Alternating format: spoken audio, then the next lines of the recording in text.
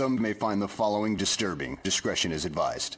On that final drive, you had both Cohen and Shaheem on the sidelines, and had some veterans at receiver. Why wouldn't you want to have those guys out there? Two guys that were playmakers yesterday and had that ability. Yeah, that seems to be a common question. Just answer the question. I think in no huddle or 2 minute, all right, you don't huddle. No shit, Sherlock. All right, so there's a lot of, every one of those guys that's out there is a veteran guy. That's been in football for some time. Why don't you just answer the question? The fact that you don't huddle and they have to know what's going on regardless of what position they play, I think most of the guys out there are veteran guys. Oh, my God! And there's a lot to know when you don't huddle. There's a lot of football to understand. And you are so stupid. How you spell cat? all right, You are so stupid. Stupid. That's not the first time it's been that way. It's been that way all the way back to Atlanta, which was our opener, even with a different quarterback. So, oh, my God, who the hell cares? I don't really know much else how to answer that other than it takes a lot of understanding to execute that. No, you are so dumb. You are really dumb. For real.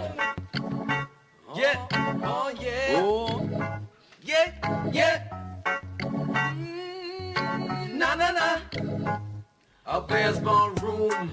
They're the ones that fight for truth. Bears are alive or 100 proof. Even if the Bears win or lose. A Bears ballroom. They're the ones that fight for truth. Bears are alive or 100 proof. No matter if the Bears win or lose.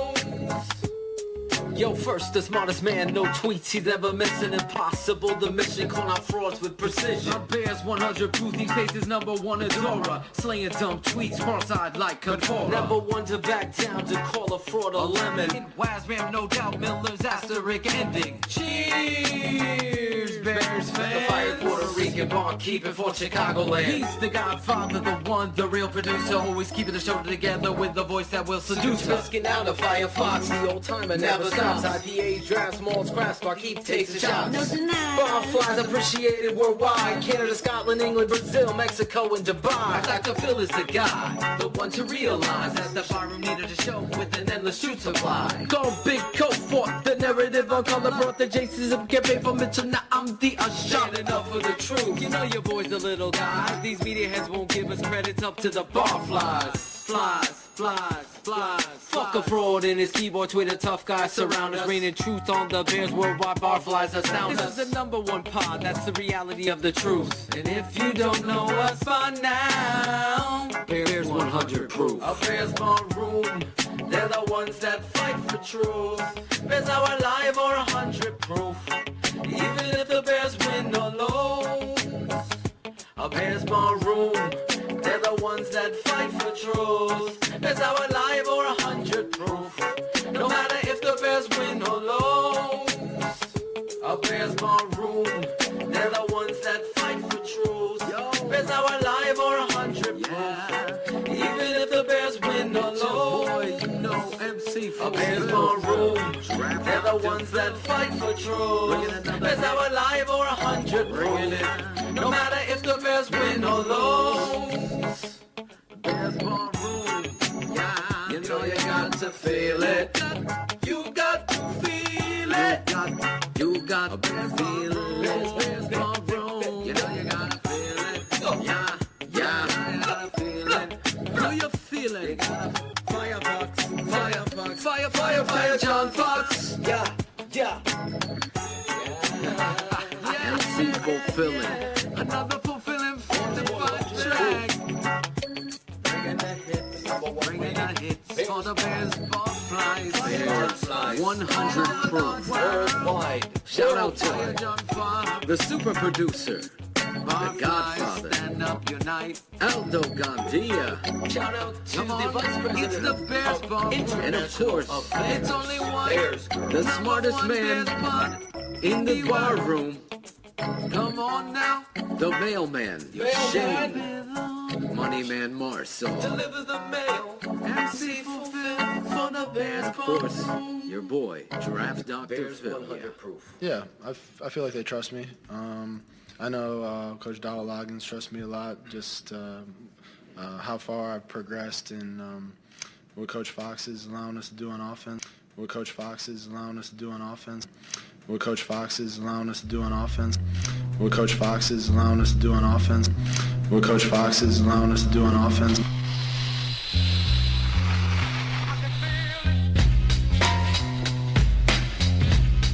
Cheers, Bears fans! This is Bears 100 Proof, and you just heard quarterback Mitch Trubisky offer yet another piece of advice as to how head coach John Fox is bubble wrapping him. And prior to that, you heard the coach himself admit to how he's bubble wrapping this entire offense. If you need further proof why this team will never become a playoff contender under John Fox, then this is for you. No, you are so dumb. You are really dumb. For real. Welcome, Barflies. My name is Aldo Gandia, but don't you worry. I don't do this alone. Not this nightclub act. Draft Dr. Phil Latoshin and Shane, the smartest man in the barroom, are your headliners. All I do is serve the drinks. How you doing, fellas? We're doing Super Bowl bound here in Chicago. Can it get any better? Phil, how you doing? Barf ball. Oh, man. I think we got a new a kicker. So I'm doing pretty good. Cairo Kickers' lives Santos.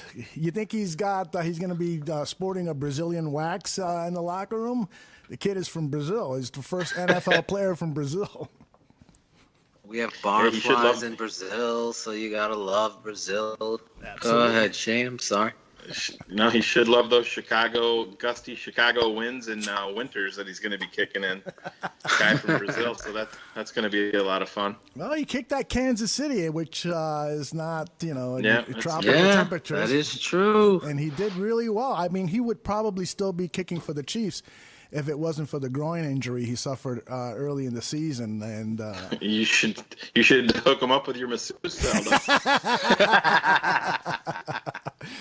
Oh, I might have to share that story.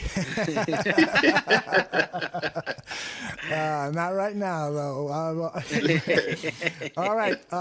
Last week, my first question went out to Shane, but Phil hijacked the question with his opening monologue. So this week, we're going to go back to Shane. And Shane, I'm going to ask you this because Lady Love just sent a tweet, and she is desperate to know. She is desperate to know how many interceptions do you think that the Bears get because of Wentz forcing it to Alshon Jeffrey? Oh, jeez. I thought she had to start right off with me talking about the Bears and the Eagles. I'm dreading this entire week and this game because of the family-related issues. My family's all Eagles fans, and when they say that all Eagles fans are degenerates, they ain't lying. My mom included.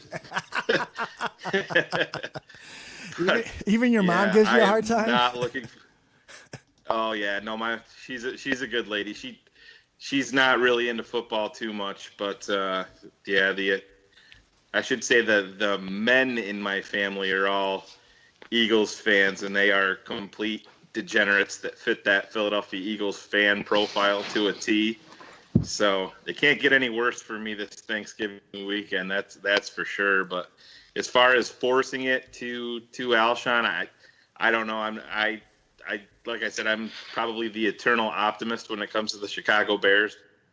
I have a lot of confidence rolling into this game, but hopefully we can shut Alshon down. That would probably make Bears fans feel a little bit good. But the problem is Philadelphia's got a lot of other explosive weapons that we have to concern ourselves with. But I think Alshon's going to be a big part of their game plan to kind of rub it in our faces a little bit for sure. Absolutely, absolutely. And Phil, I got to come back to you and let's talk a little bit about the show open, Mitch Trubisky. You specifically asked for that open of Mitch Trubisky talking about John Fox and and how he is limiting this offense and that particular soundbite. I mean, that was really telling, wasn't it? I mean, just like maybe if you were a lawyer presenting your case, that might be Exhibit A, wouldn't it? That this head coach is limiting what this team can do. Well, the tape is Exhibit A, Your Honor. This would be the glove actually fitting. So I just, I've taken a step back to answer this question in truth, because that's what we stand for on this show. We are going to be raw, real, and truthful, and that's how we roll. But to answer your question, I feel like this has been a 2-year-long battle for the Bears barroom boys, talking about what should happen. And Shane, myself, you, all recognizing after it was diagnosed the year of the quarterback that the smart play would have been to fire Fox then, as Mr. Gandhi created the whole hashtag 2 years ago, or a year and a half, almost 2 years now ago. So when you heard the criticism and the outside noise and the media narrative about supporting this, I mean, you dropped the soundbite of Deion Sanders talking about John Fox as a head coach right here, because that's the narrative that they're giving you. And really, ultimately, we saw what was going to transpire with a young quarterback. The guy has no history. He doesn't care to the extent of what it is to be a head coach. He had Peyton Manning. He did a great job with picking up the kid from the Saints. What the heck was his name? Jake Delhomme. Thank you, Delhomme. And they had a masterful defense with the young Julius Peppers. You really look at how these teams are built. There's a lot of luck with injuries and personnel and what have you. But when you have to coach to be great, and you also have to then teach and hone the craft of a young signal caller, asking a guy that's as arrogant as Coach Fox is to do that was too much. And you heard that here. Now you look into the preseason with what every football team needs in the spring and preparing is competition. And you saw them drop the ball there, and the Kyle Long to right tackle a week before Green Bay, the year before. All these coaching personnel errors, game management errors, all of it. And you still heard a pushback to our cause, #FireFox, saying, well, you don't know what you're talking about. He's a great coach. He's this, he's that, until now it's okay to say you need to fire Fox. But the evidence, Your Honor, that I said you got to play this quote because it's so important. It's in ownership. If he was on trial, he would be taking and telling you that he was basically held back, that John Fox is not allowing this team to look like what Shane and myself saw, and all of you, Barfly, loyal listeners, saw a different looking offense that we've seen. It's not because Mitchell's gotten better. That's a piece of it, a tenth of it. It's the personnel usage was better. The situational play calls were better. The ability to spread them out was better. So that personnel was there, minus Inman rather. Everything else was there. So to me, it's really a harsh and it's really sad to watch the coach talk today like a politician in comparing what Mitchell Trubisky said in that coach is allowing us now. Coach is you have to understand what Aldo and Shane were talking about in Bears Hour Live. Bears wanted to prove a player that's being neutered, that is always known one way to play, starts to mentally challenge that player. And you saw a different light of Trubisky this last game because the personnel usage and the play calling. And that is very clear that, and it's a huge knock on John Fox and why he needs to be fired. Because if you're governing or putting a governor on the engine to slow it down from allowing it to breathe and be successful, then you've hindered not only Trubisky, but you've hindered Kyle Long, you've hindered your receivers, you've hindered your best football player on offense, Jordan Howard, by forcing him to face 8 and 9 man fronts all the time. You've hindered every level on offense of your football team basically being ignorant, arrogant, and selfish. And Mitchell Trubisky gave you that piece of evidence, and you should all recognize that this has been a long-standing problem here. We got duped, but we caught it. Now it's up to pace. The fact that he continues to be out here and the head coach is sad to me, but it is what it is with this organization, Aldo. All right, Shane, do you think Phil is out of order here, or do you think that he makes a good case talking about how Coach Fox is screwing up this offense and this team? I think he covered all the bases. I really do. Phil put it very eloquently. I have to give him some people say that he doesn't have a brain, but he absolutely does, right, Mr. Scarecrow? If I only had a heart. We got to tell people why we're talking about Wizard of Oz in our direct messages today. Who started this? Was it you, Shane? I think I mentioned something, and then Bears Girl said that Wizard of Oz was one of her favorite movies of all time. And then we got a little bit off track, and like we normally do here at the bar room. Phil won an award as an 8th grade Tin Man. You did, right? Oh my Yeah. God. Yeah, I was an incredible Tin Man. So everybody got to sign somebody. Bears Girl, of course, is Dorothy, and Shane's going to take my role because he doesn't have a heart. Oh, that's right. No love for Just Andrew Tanahy. Just ask Dustin. Yeah. Dustin, Eric Lambert, all those guys. Aaron Lemming. The whole crew. Didn't he send you a Valentine's Day card? Yeah, I think so. An apology letter. So then that leaves you with the Scarecrow. Is that right? Yeah, I need a brain, I guess. And I'm gonna be Toto because I'm gonna just snuggle up to Bears Girl. You are the lion. No. I'm gonna be Toto. I'm gonna snuggle up to Bears Girl, up to her bosom. Courage. All right, let's talk some football. I don't even know.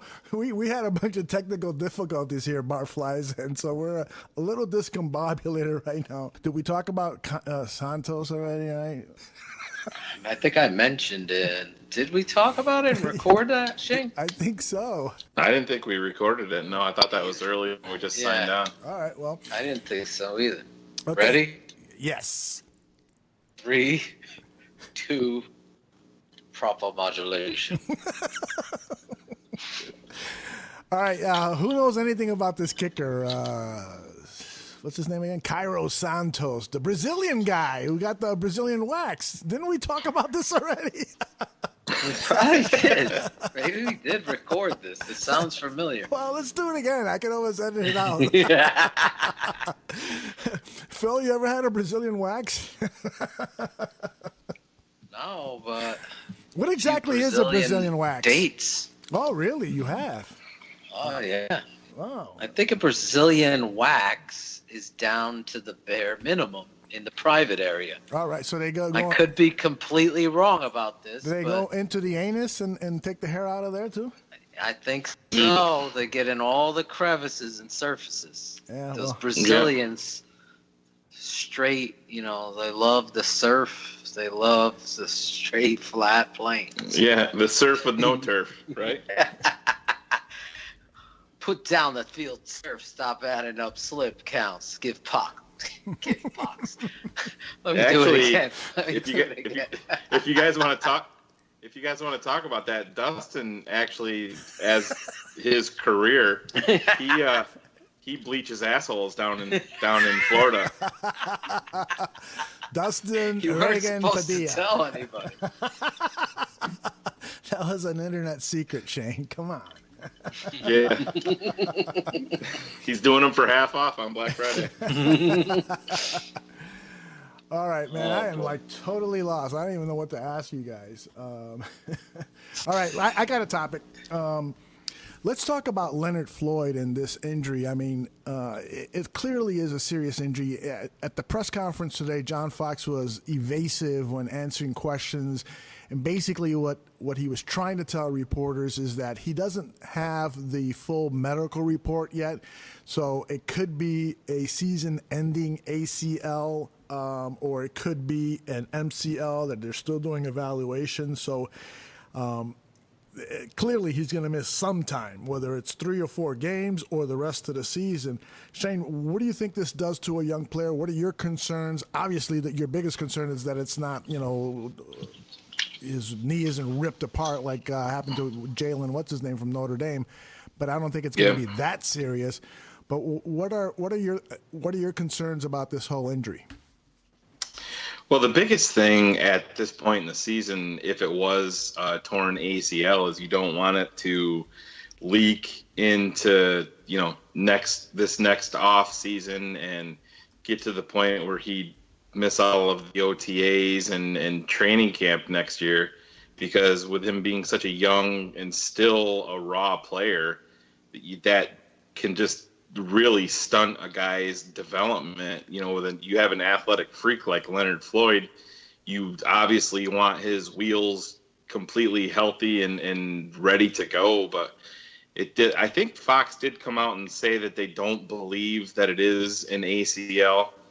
But it's, guys, you hate to see it. I guess best case scenario at this point would be if it is an MCL, and even those can take, 6, 8, 10, 12 weeks, depending on the severity of it.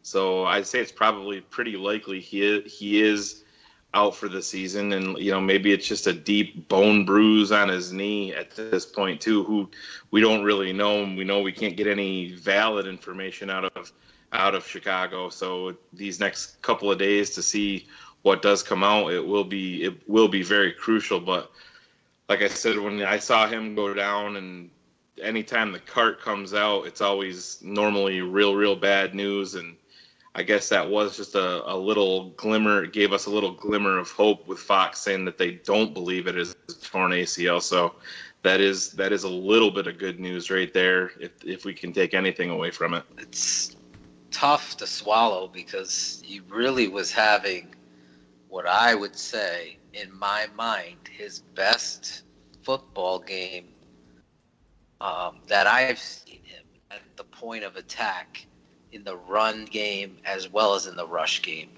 And really, it was going to be a point of emphasis, which it ended up being on Bears Hour Live, but still it was going to be a point of emphasis on this show to recognize that this player has taken a step forward. It's so disheartening and deflating, because now, based on the political game that you continue to have to play with Coach Fox, you just can't get honesty and just a sense of what is going to transpire here, where other teams, you're hearing that this is the injury at 15 minutes after the injury, or at least by the end of the fourth quarter, you hear an update or a status or a concern, forget about a day later. You can't even get any semblance of truth, and just being honest to the fans is disheartening on so many levels, the injury itself. But it just is the cherry on top, so to speak, with this coach not giving you a clear-cut answer about this possibility of losing this player for the season. And as Shane said, and really ultimately I concern myself with, in all honesty, because of the size and the concerns about his weight gain and having to eat. How is he going to handle a rehabilitation process, and really what kind of player?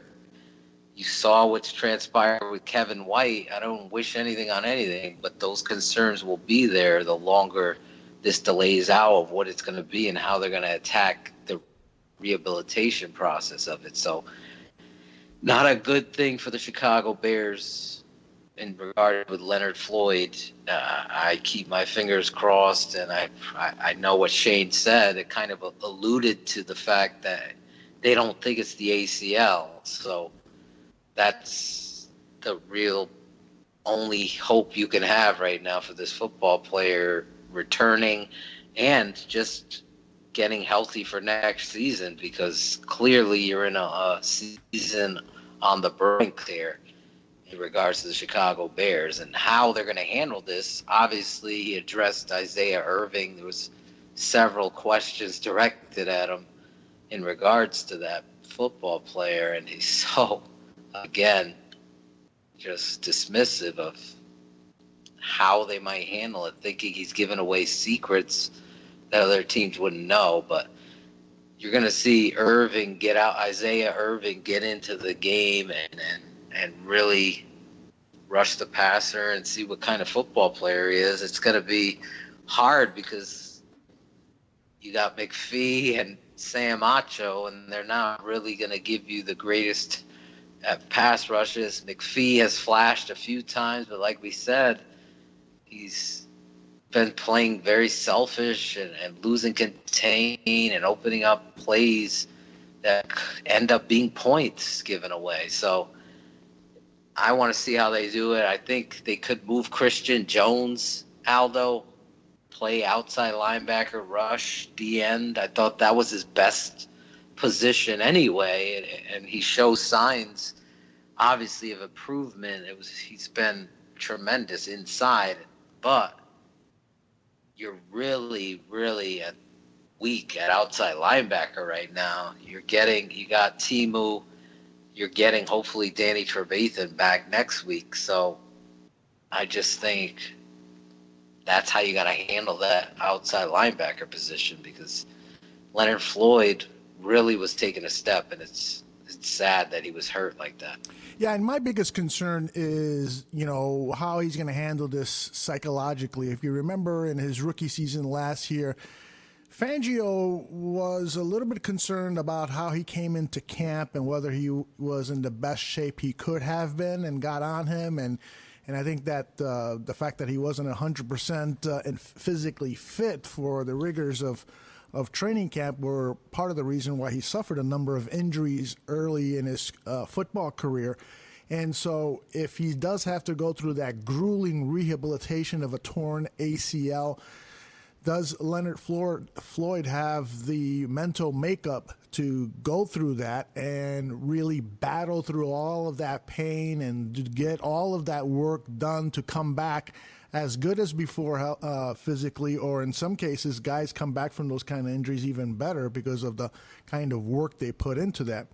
So, that's my biggest concern now. I mean, the guy is such a quiet dude. Every time he's interviewed, he's got his head down, he's got the hoodie on and so forth. And so it's hard to read his character and what he's really like. Everyone is always saying he's super polite and so forth, but I just wonder, does he have that mental makeup? I always go back to Michael Jordan. Michael Jordan was the athlete in Chicago who was the toughest son of a bitch out there, and that anything that he had to face, he would overcome. Walter Payton was the same way.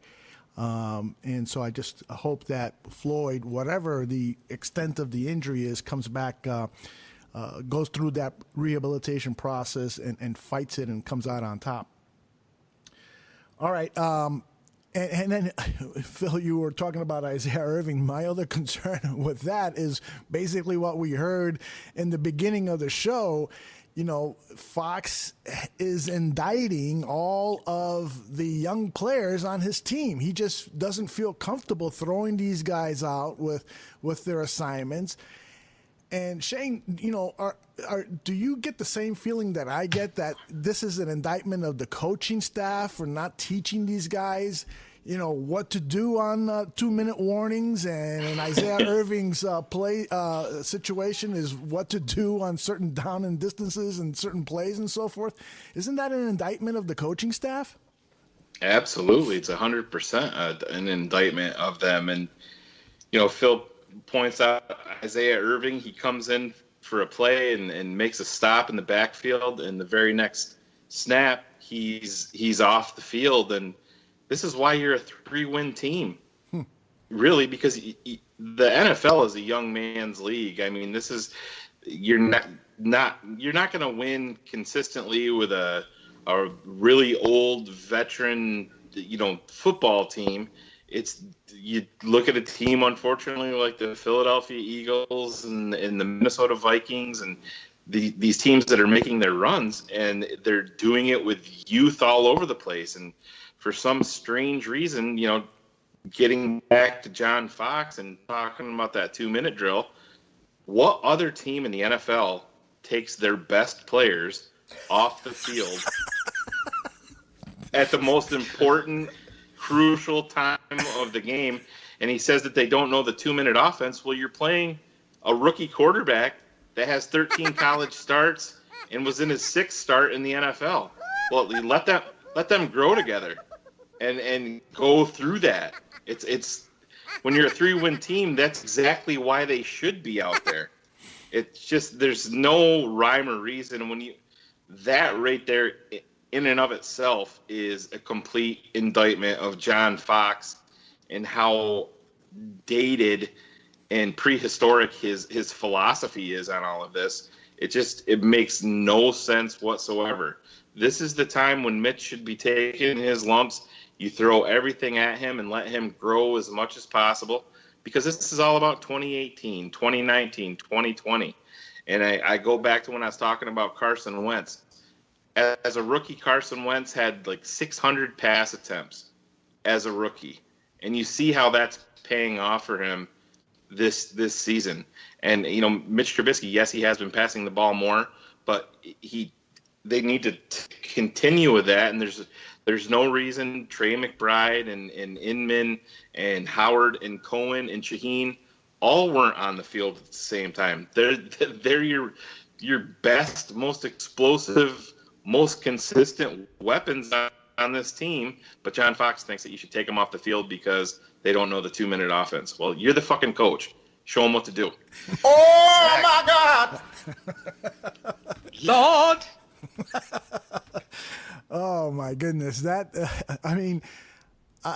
Anyone that is still on the fence whether John Fox should be keeping his job is really, you know, I made a joke about it in the beginning, you know, it is really stupid. And I'm glad to see that more and more of the media here in Chicago, guys, the Sunday papers were all filled with articles about, you know, Fox being on the hot seat, and Dan Cahill at the Sun-Times wrote a column, 10 reasons why John Fox should be replaced, and the Chicago Tribune had a huge, long column. I haven't read it yet about why Fox should go. And now I'm looking at Pro Football Weekly. Hub Arkish is finally saying that John Fox should go. I mean, this is stuff that we've been saying for over a year, and in some cases 2 years.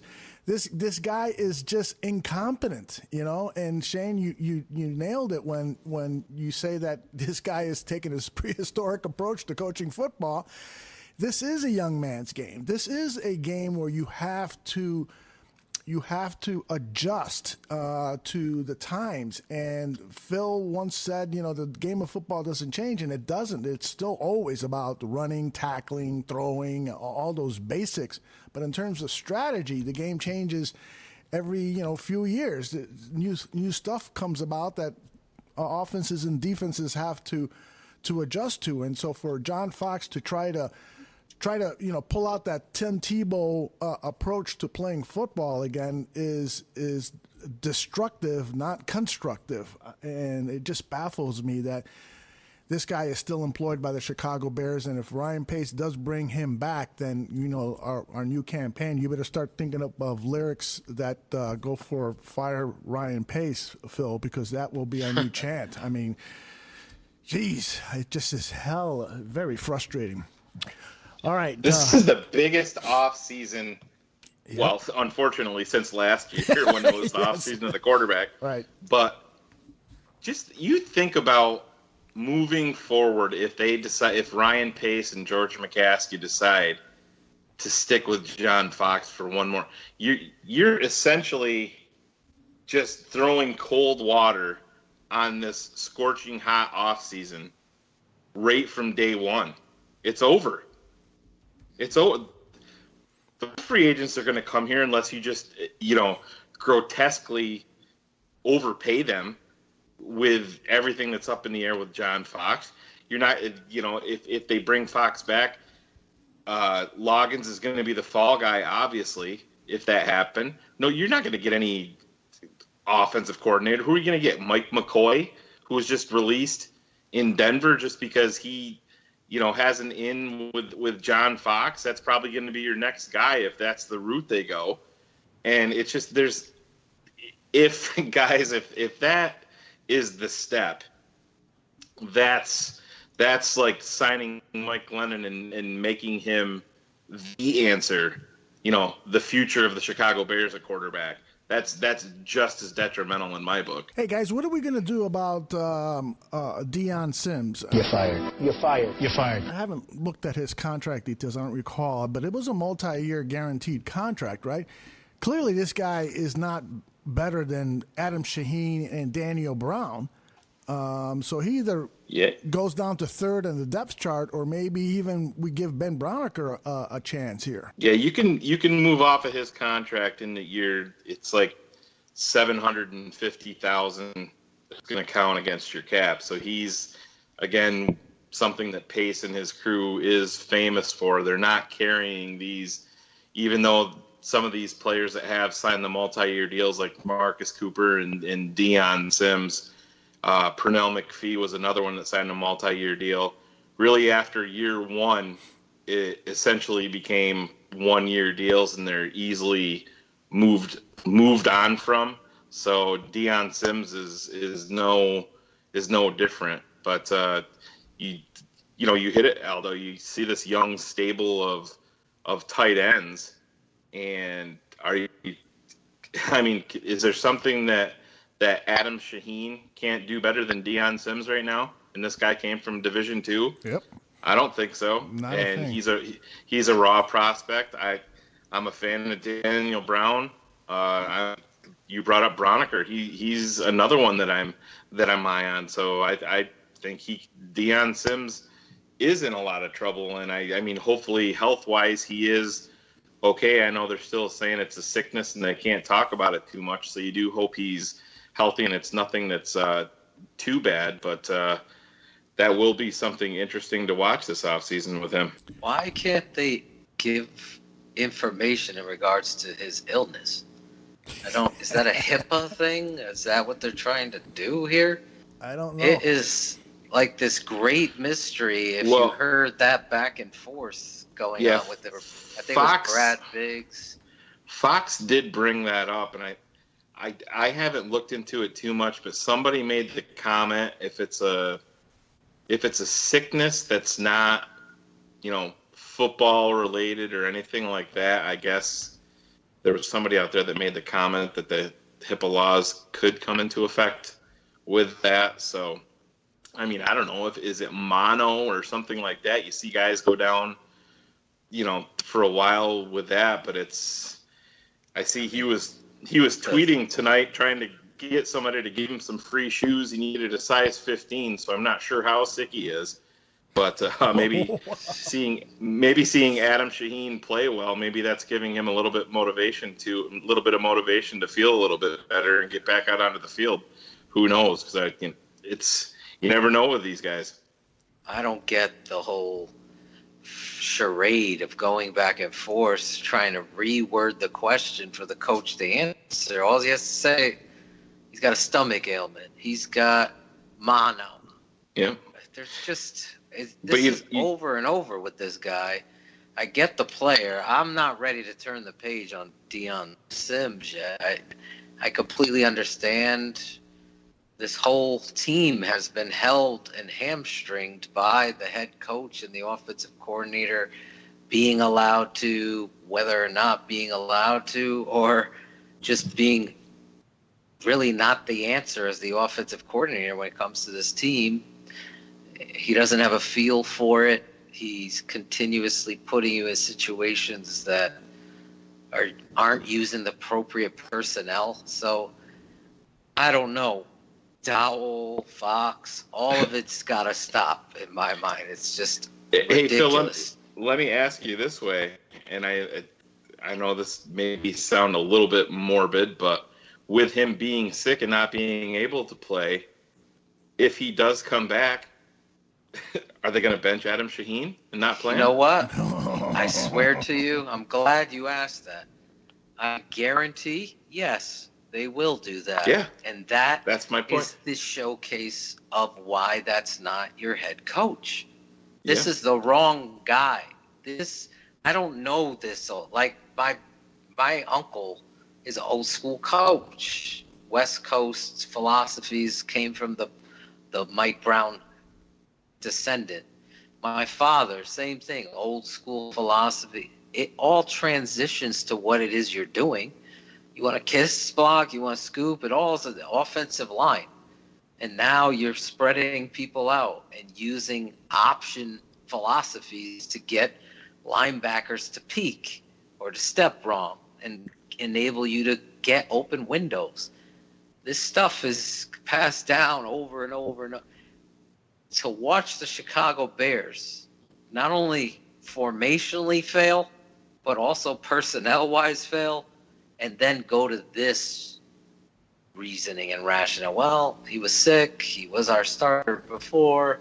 I know this guy's playing tremendously and is showing a step forward, but it'll probably be better for him to sit on the bench.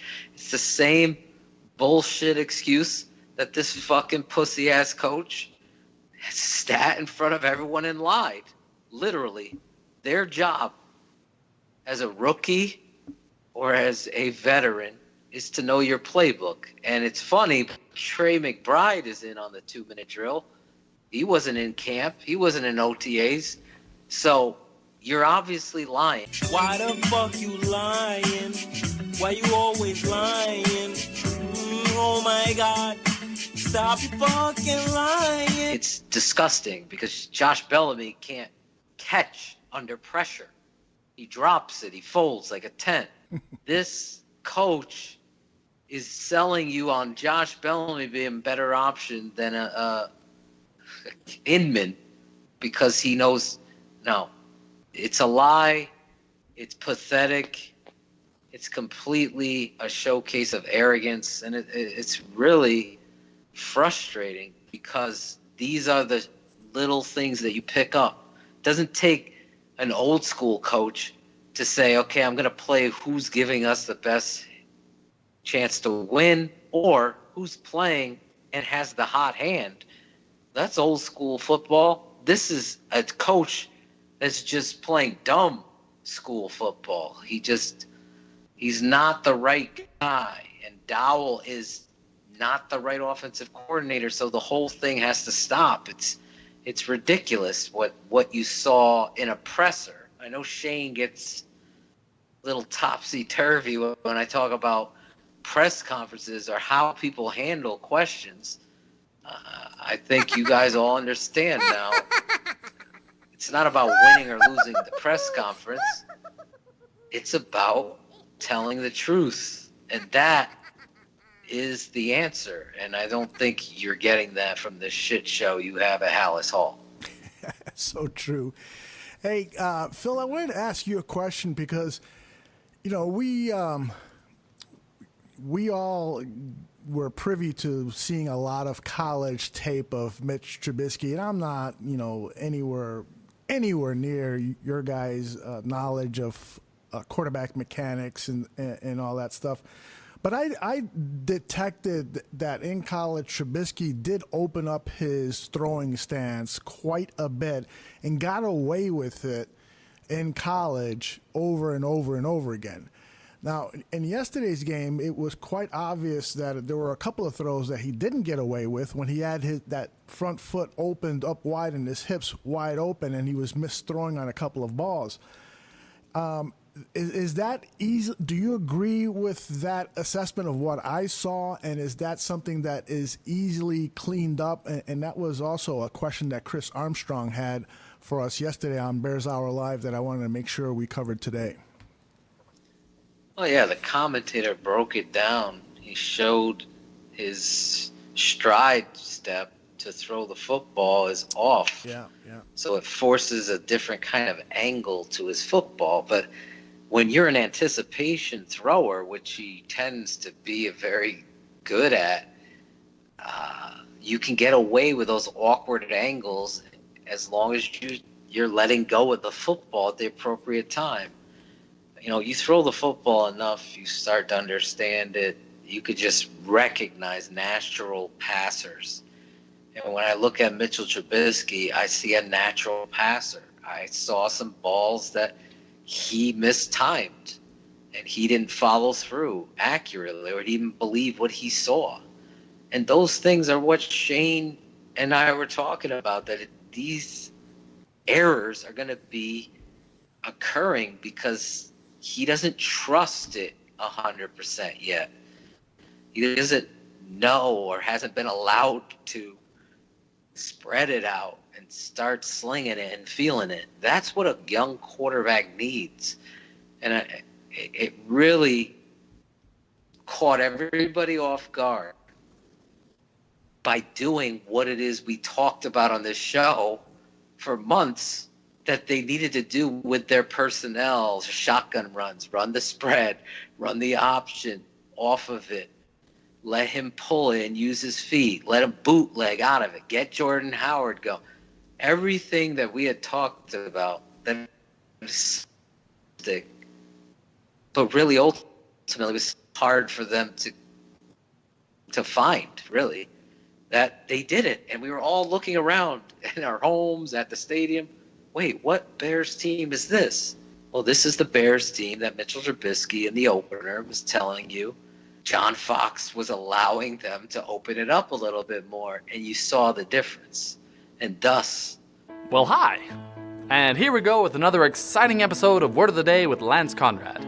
The word of the day, folks, and barflies, is hindering. Because that's what your head coach does. And I've said it so many times, I'm starting to hear the word in my head. So. All right. Word of the day starts with H, obviously. All right. And we're going to jump right into the definition.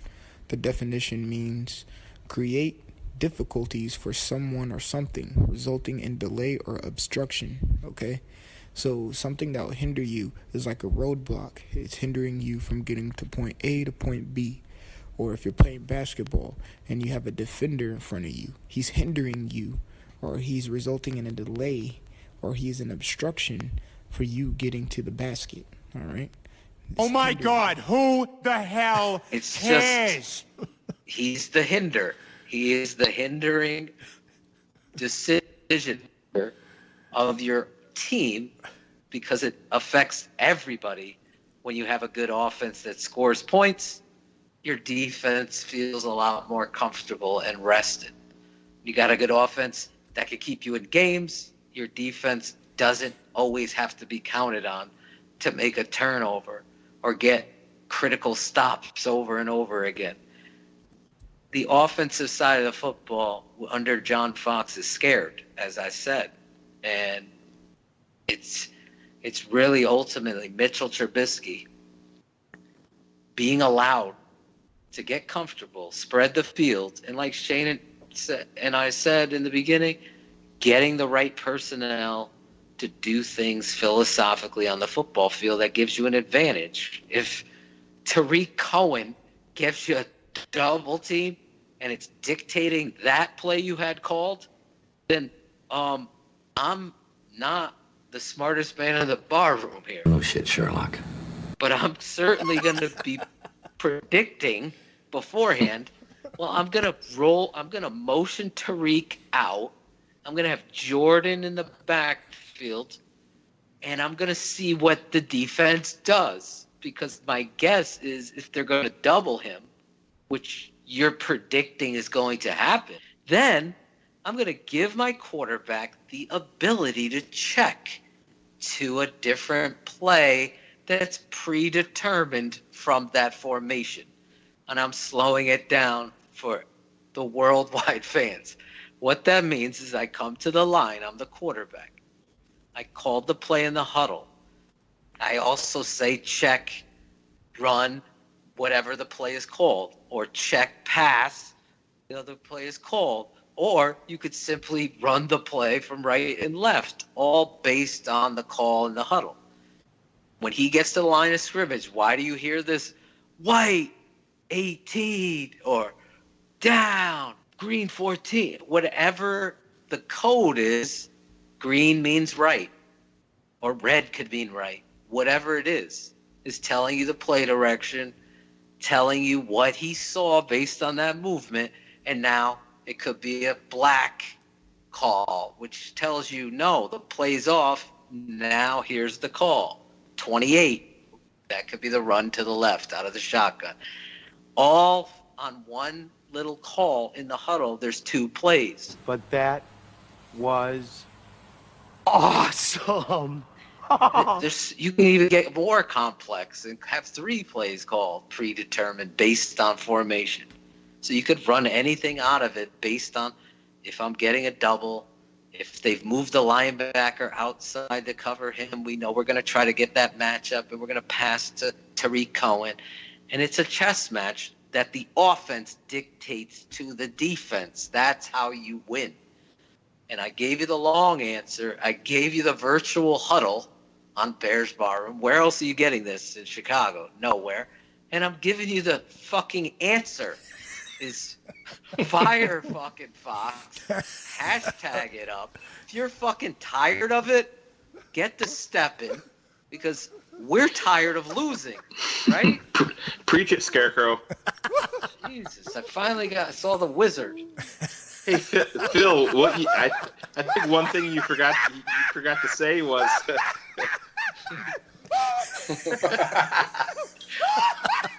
we can while away the arrows, talking with the sparrows. I'm all out of brain. A few games ago, they asked John Fox if Mitch had the check with me's, and he's like, oh yeah, he does. We trust him with that. And then they asked Trubisky the same thing, and he goes, yeah, I have check with me's, but all my checks are just to different runs. Do you remember that when they talked about that? Oh my God!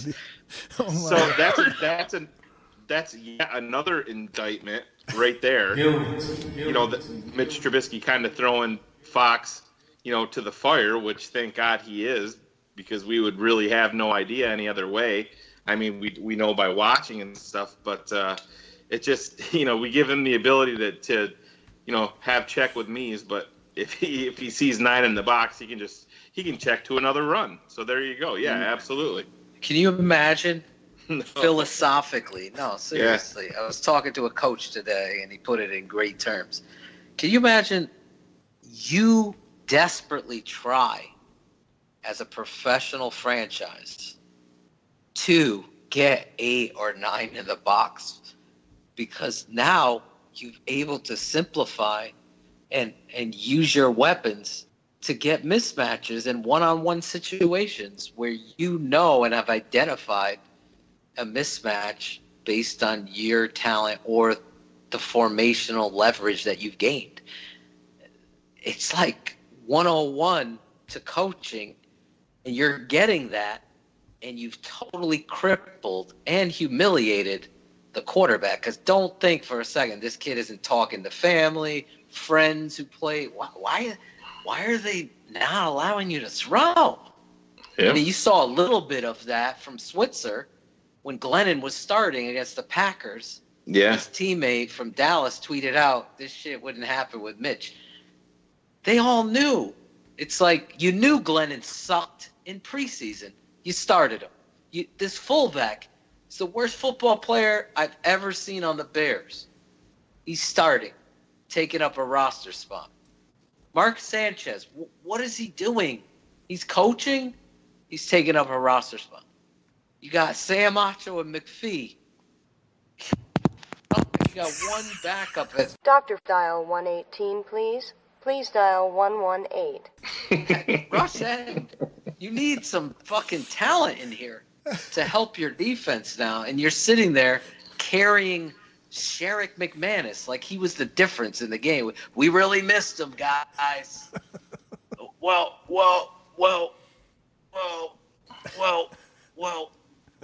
I'm done. You want to know oh the my best part, God, Bill? who the hell cares? We have the only team in the NFL, and it's so true. I watch football constantly, college football, NFL, and I watch these other teams play, and I get so jealous just because of competency. It's so hard to watch. But I sit here and I look at John Fox and I look at Dowell Loggins, and think about their philosophy. At the end of the game, they're looking out, and you remember, defense dictates who's going to play. Can't you just see both those motherfuckers saying, "Oh, for Christ's sake, they put the defense out there. Now we got to pull all our best players off the field." Mitch, go win the game. But that's literally where we're at right now. Think about that. How pathetic that is. They hired a firm to try to cover up their quote. You know, they came out there with these political rewritten answers to, well, I think we kind of were misquoted in that because, you know, we're saying defense. What? Like, it is so bad that if you see a dynamic difference, I always say this to when we're talking about Kevin White and Cameron Meredith, your eyeball test doesn't lie. Even to the most new football fan, you could tell that Cameron Meredith was a better player in the NFL on a practice field, in a game, than Kevin White. It wasn't hard to see, but that kind of practice and understanding what you see is better, is believing. And when you watch the offense perform yesterday in a loss, it was very obvious to the eyeball test that something was better and different about it. And it was what Shane's talking about, competency. Oh my God, I can't even say the word. Spit it out. What is a competency? It is an individual's ability to do something successfully or efficiently. It is also called skill. Competency? How do we say it now? Competency, I think. Competency. Now you're fucking me up. Now I can't say it. Competency. I'm just waiting for Belichick, you know, and when the Patriots are playing in the AFC title game's on the line, and he's like, "Oh, for Christ's sake, Gronk, get off the field. You see that defense out there? Come on, can't play. Come over here, sit down. Hold on. Haloti Nada's in the game. Yeah. Kyle, yeah. Come out. We're going to put our other guard in. We don't want your right shoulder to get hurt. It's so asinine that it only can be believed that it's coming from this coaching staff. But it's almost like gotten to the psychological point where you start concerning yourself, like, wait, is anybody that this franchise and salesman hire going to be as pathetic as the last two coaches have been? Phil, we had a head coach kick a game-winning field goal on second down with what? 28 seconds. 28 seconds left, and we're in worse shape. With a timeout in his pocket. Yeah, with a timeout in his pocket, and we're in worse shape. Think about that. Are you saying you're longing for the days of Mark Trestman? I can't say that, but I mean we have. Wait, poll question. If you could, would you want Fox or Trestman?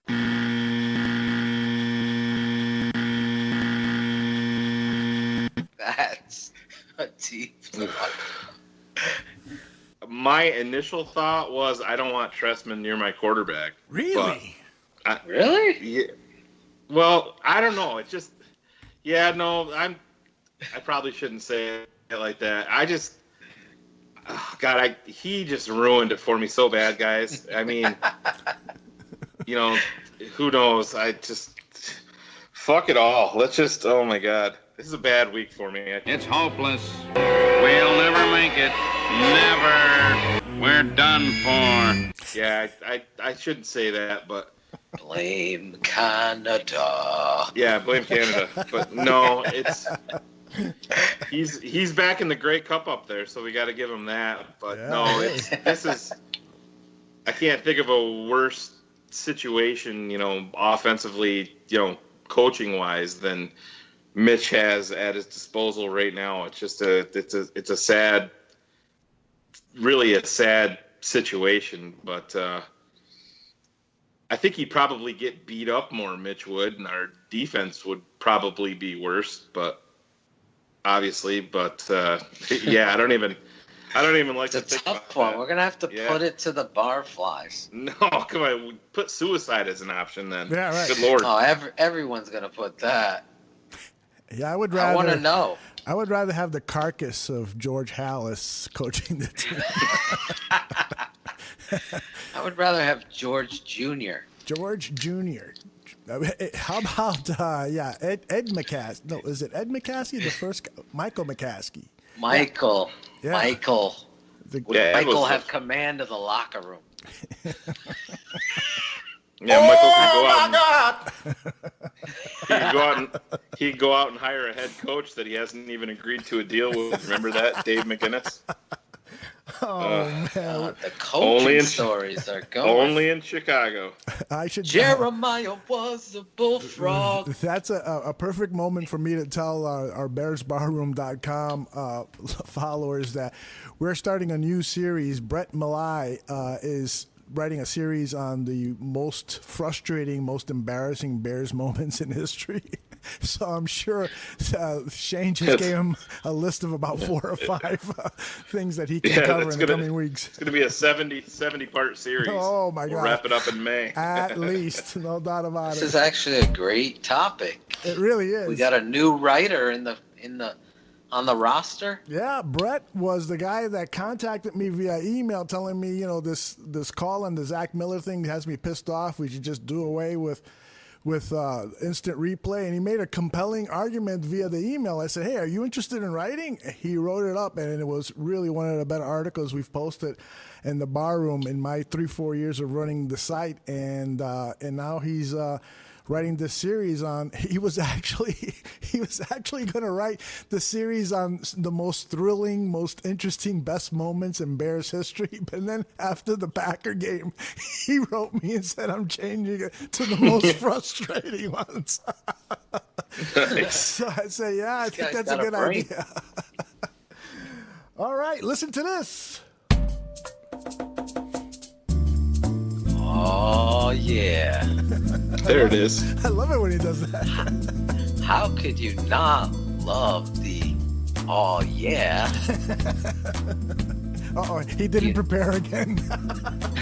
You know that I got it for ya.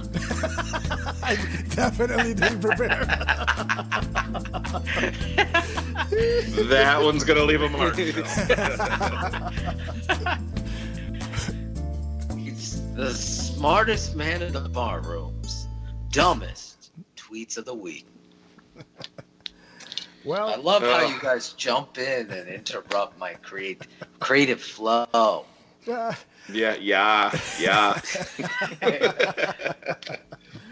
So yes, let's just jump right into this shitstorm, I guess, head first, and get things kicked off. Ken Woe at Ken Woe for life tweeted out on November 20th, "I'm no Bears fan." Oops, sorry. And he tweeted, "I'm no Bears fan," and he screwed up the kicker situation talking about Ryan Pace. "But firing Coach Fox will do nothing but set this team back 3 years. The roster is inferior. Coach Lombardi couldn't win with this shit." Oh my God. And I was sitting here staring at this and was going to go off on like a 5-minute rant. But Ken, you don't even deserve 5 minutes of my time with this bullshit. So I'm just going to go ahead and crown this a dumb tweet. And we're just going to let a sleeping dog lie. And I'm not going to waste my time with it. No, I think that at the end of the season, we have to collect the best of the worst. And I think that's the number one consideration right there. I mean, that one is classically bad. I mean, holy cow. Oh, my God. You had to immediately say, okay, one down, one more to go. Well, you get the music rolling for the second one, Aldo, because if you think that one was bad, I got another one that's worse. No. Oh, boy. This guy's bringing it all out tonight. Oh, yeah. Oh, yeah. You got to get deeper down there. Oh, yeah. There you go.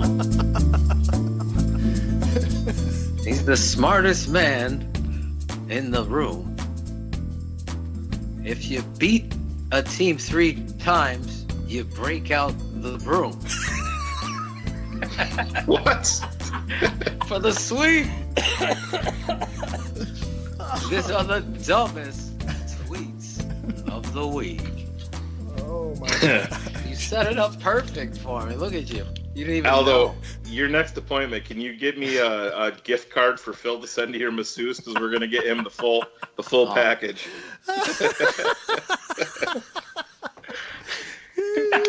Listen, if you hear anything, this is the Hunting on Millie's replay. If you hear anything buzzing behind you, Phil, just take it like a man. I honestly think that was one of my better ones off the top of the dome at the moment. Really? Yeah, because he's the smartest. Listen to it, because I think these have went downhill since you kicked your mother-in-law out, Phil. Oh, poor lady. Yeah, you sound crushed. Who was the follower who made the awards? You gotta send him a shout out. Oh yeah. What were they? The Marsauce? The Marsauce, yeah. I'll have to look that up. Let's find out who that guy was. Take it like a man, Phil. Phil, can you please turn off that that vibrator? That's my boy, though. I like that dude. Phil, can you please turn off the vibrator?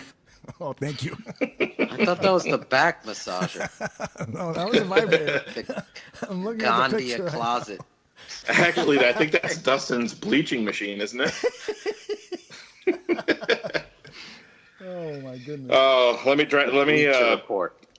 me get this back on the rails here. Yeah, that first one that I read happened to be quite awful, obviously, but this one was a late ad to this week's show. Jeez, I don't even know this. I'm nervous even reading this. This is how bad this one is. Oh shit. John Aarons, and it's at John Aarons, JONARENS. Everybody, please tweet him. Dan Durkin was sending out some tweets earlier questioning Ryan Pace in free agency, and he was questioning Ryan Pace in the draft. And different people were chiming in, and Dan Durkin pointed out Jordan Howard is one true difference maker that Ryan Pace has drafted. And some people chimed in with Leonard Floyd and Eddie Jackson, Tariq Cohen, Cody Whitehair. Well, at John Aarons chimed in, and he said, "I'll give you Leonard Floyd. We will see on Eddie Jackson, Tariq Cohen, and Cody Whitehair. Jordan Howard, he's just another running back." Wow. And this isn't a Lions fan. This isn't a Packers fan or a Vikings fan. This is a Chicago Bears fan saying this about Jordan Howard. And No, you I are don't so know if, dumb. You are really dumb. For real. Oh my God! Lord Jesus, I am a follower of Christ. Got it in my Twitter. So that you know. So, yeah, at John Aaron's, Jordan Howard, just another running back, and you're a Chicago Bears fan saying that. How you can watch Jordan Howard run the football, who has recently just tied Ezekiel Elliott for the most 100-yard rushing games since 2016 as a fifth-round draft pick. How you can put him off as just another running back. You really don't even deserve to be mentioned on this show to bring it down to your shitty level. But I was totally speechless when I saw that a Chicago Bear, of all the people to complain about, you're gonna say that he's mediocre? Really? That guy? So just go root for the Packers. Get away from my team. What an asshole. Do you just drop in my wax poetic words of Jordan Howard, or should I just go for it? I mean, if you didn't see my tweet, like the other 7,528 viewers have, let me say this again. The Bears wouldn't have a single win this season. He's the most impressive runner in football, facing an uphill battle versus the refs. If you remember the Minnesota Vikings game, Packers game, taking away touchdown runs, his own coaching staff, opposing defenses stacking 8 and 9 in the box. He's the only reason why you have 3 wins. The vision, the feel, the patience, the power, and determination that this kid plays with. I've asked every Bears fan to rise up just like you have with Fire Fox.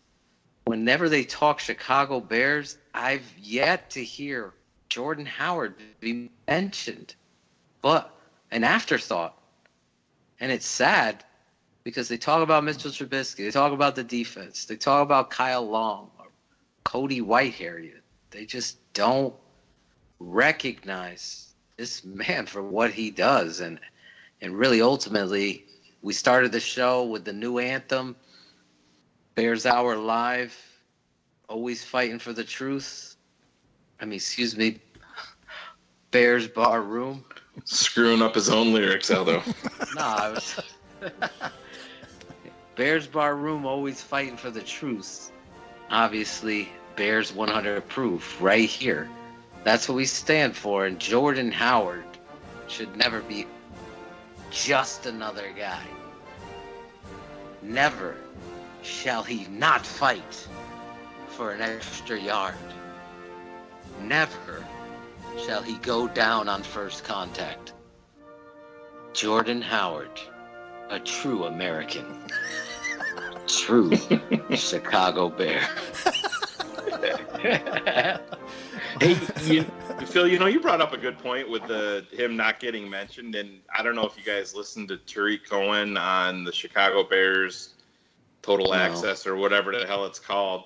They had Tariq Cohen on there, and he was talking, and he just mentioned it kind of in passing. They were talking about, the locker room, and Tariq Cohen just threw out there. He's like, yeah, Jordan, he can't stand the media. He hates all you guys. And you got to wonder if some of that doesn't contribute. I mean, nobody locally is trashing the guy, but if he really hates the media that much, you just wonder how that plays in. If he's, you see a guy like Ezekiel Elliott who's wearing his half shirts and getting his name out there for all the wrong reasons, and he plays for America's team. So I think that contributes to it a lot. And Jordan Howard is just a guy that's going to remain silent, go out there and do his job. And then when you look down at the stats, he's right there, but he's just not going to get the exposure because he's not begging for it for a guy like Ezekiel Elliott is. Mm-hmm. Shane, I really think we need to stay here for a second because you hit it on the head. It's disgusting to me because think about it if you're in that helmet. I always make you look in the mirror. Tonight I'm going to put the helmet on you. And you're that kid giving his heart and soul, breaking those tackles, winning the games. Even in the Pittsburgh game, when he had the walk-off touchdown, determining run, really breaking this open, the talk of the town was Tariq Cohen. We talked about it on the show. There was a vibe and a feel going into that game because of what transpired in the Atlanta game where the talk of the town was Tariq Cohen, who, as Shane's saying, is very good with the media, is very, he's a great personality. You could see the kid lights up a room. That should dictate what's transpiring on the football field. Is one of the greatest underappreciated football players I've seen in the NFL. And I said it before, I really fight for the underdog. But in this case, I'm like blindsided by the lack of national praise and local praise for what's going on the football field. And I think Bear fans, for their faults, and we've talked about this franchise's fan base, but barflies know.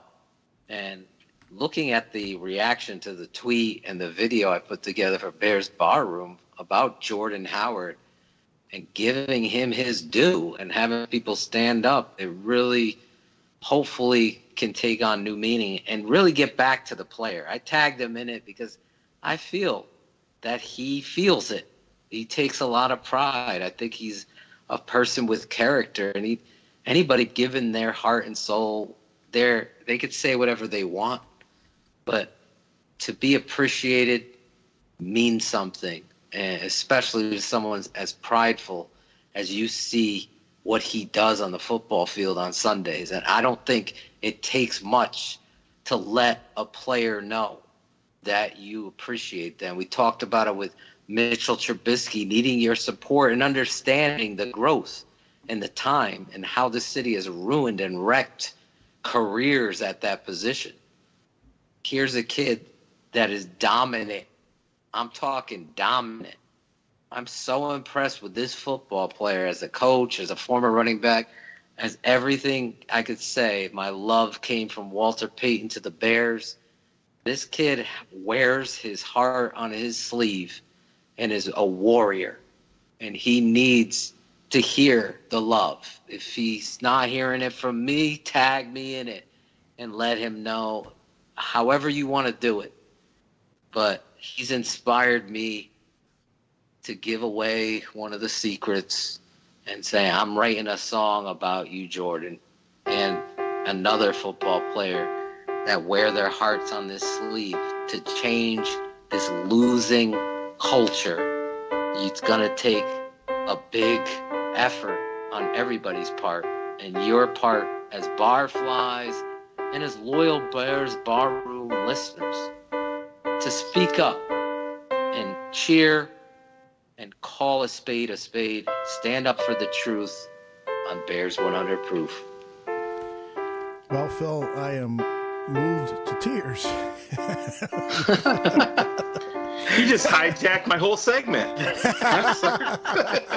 I felt like we had to stay. This is so important. I really believe it's a culture here. No, and I this agree. player is the oil, really. Well, Phil, just to play off that a little bit, bringing up Cohen again, Cohen is so loud and boisterous and explosive on the field. I honestly think he gets a little bit more respect locally in Chicago than Jordan Howard does. You're right. Just for that reason. And that's really sad. I mean, you got to look at Jordan Howard's – people that love to talk about stats, go ahead and look at his stats and look at what this kid is on pace to do in the first 2 years in his league. In this league. It's unbelievable. It really is, and he's not doing garnering something, the respect. Yeah. He's doing something, Shane, the greatest ever couldn't do. Yeah. Now, that kid, the dumbest tweet of the week, doesn't obviously understand the game, but also is just correlating a narrative that, what did we hear? Running backs at the top, they don't matter in the draft. They're a dime a dozen. They don't last long. They're just a piece of the puzzle. You can't be fooled by these tricks. History repeats itself. Would you trade anything in the world for a young Walter Payton? I would. Yep. So I look at this kid and I see immense talent, and I really believe what I said for this Bears 100 Proof show about him. And I asked the Barfly, there's some of you that take on the torch and are first up to bat, first in line to go with Aldo and Sandy Tom for freedom in Scotland. But they're the first ones on the line, riding down, ready for contact. Isaiah Robles and, Frankie and obviously Nick going out there, just to name a few off the top of my head, that aren't afraid to speak up and say it loud and proud. This is Chicago shitland right now, football. And you have a diamond in the rough at quarterback. You got a diamond, platinum gold running back, and foundational pieces to really be something. The coaching staff is really holding you back. So don't sell it short and don't give up. Midway Monster at JMuller402 asks, will Jordan and Hicks both make the Pro Bowl? I would be shocked if both of those guys weren't in the Pro Bowl. I would be shocked too. Yeah, but sadly, guys, I would be shocked too. But the way this shit works when it comes to the Pro Bowl, I guess popularity. Yeah, it is. It's a popularity contest, and they definitely deserve to be there. That's for damn sure, and that's not us being homers because we're Chicago Bears fans. Those two guys, more so than anybody, deserve that trip. I voted Absolutely. for 4 players for the Pro Bowl openly because I want Barflies to recognize. I'll start, obviously, Jordan Howard, obviously Akeem Hicks, and there was 2 other defensive players that I think deserve Pro Bowl recognition. Eddie Goldman. Yep, Eddie Goldman. I think he's one of the best, if not the best nose guard in football. You can argue, but Poe is playing a 4-3 look, so I wouldn't even say that. So him, I think what he does for the Chicago Bears on Sundays is disrupt and create doubles to help benefit Akeem Hicks in giving him those solo blocks and those mismatches to decide who you're going to double. And really, you can't express how good of a football player when the team looked like it was standing and catching blocks.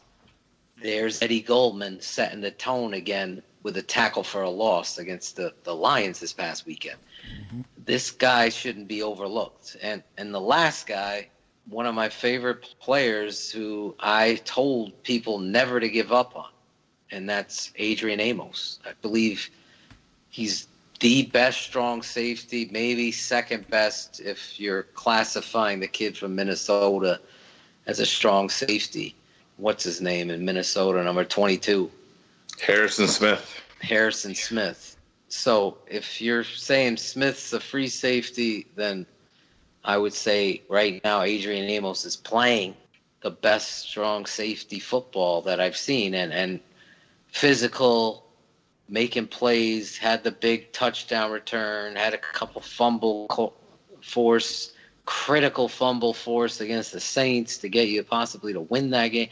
Just being in the right place and being a tone setter on the back end and consistent really helping the rookie out and being a leader there. Those things shouldn't go unnoticed. I thought he's had an excellent first half, and hopefully he can continue. That I voted for him to be in the Pro Bowl, not with fan bias whatsoever. Just I really believe that football player has shown himself and his worth. So, hold on, we forgot the best tweet.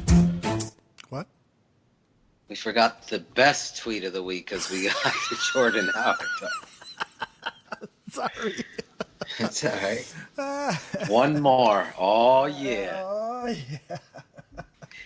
yeah. Hour and a half later. No shit.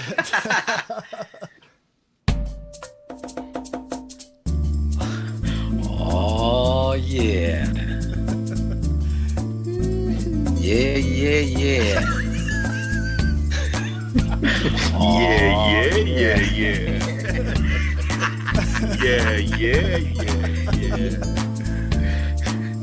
Are you stupid? Because if you are, you're not a star in the Marsaw's mailbag of tricks. It's time to get your smartest man's best tweet fix. No, you are so dumb. You are really dumb. For real. Wow, Phil. Man, you're all that creative energy is being put to your songs. Yeah, man. Aldo, you might have to buy me Buffon's intro guy, maybe, for my smartest man tweets. I might have to do it. I'd be happy to give it a try next week, guys. Listen, I'm making these up off the top of my head. If you want me to script these, wow, what did you do the first recycle some of the great ones I had? Phil, you didn't think we could tell you're coming up with that off the top of your head? When you go, breaking news, Bears fans. Yeah. No, we always start with, oh, yeah. Not 12 of them. You came in with the Adam Sandler-esque, yeah. Hold on, Phil.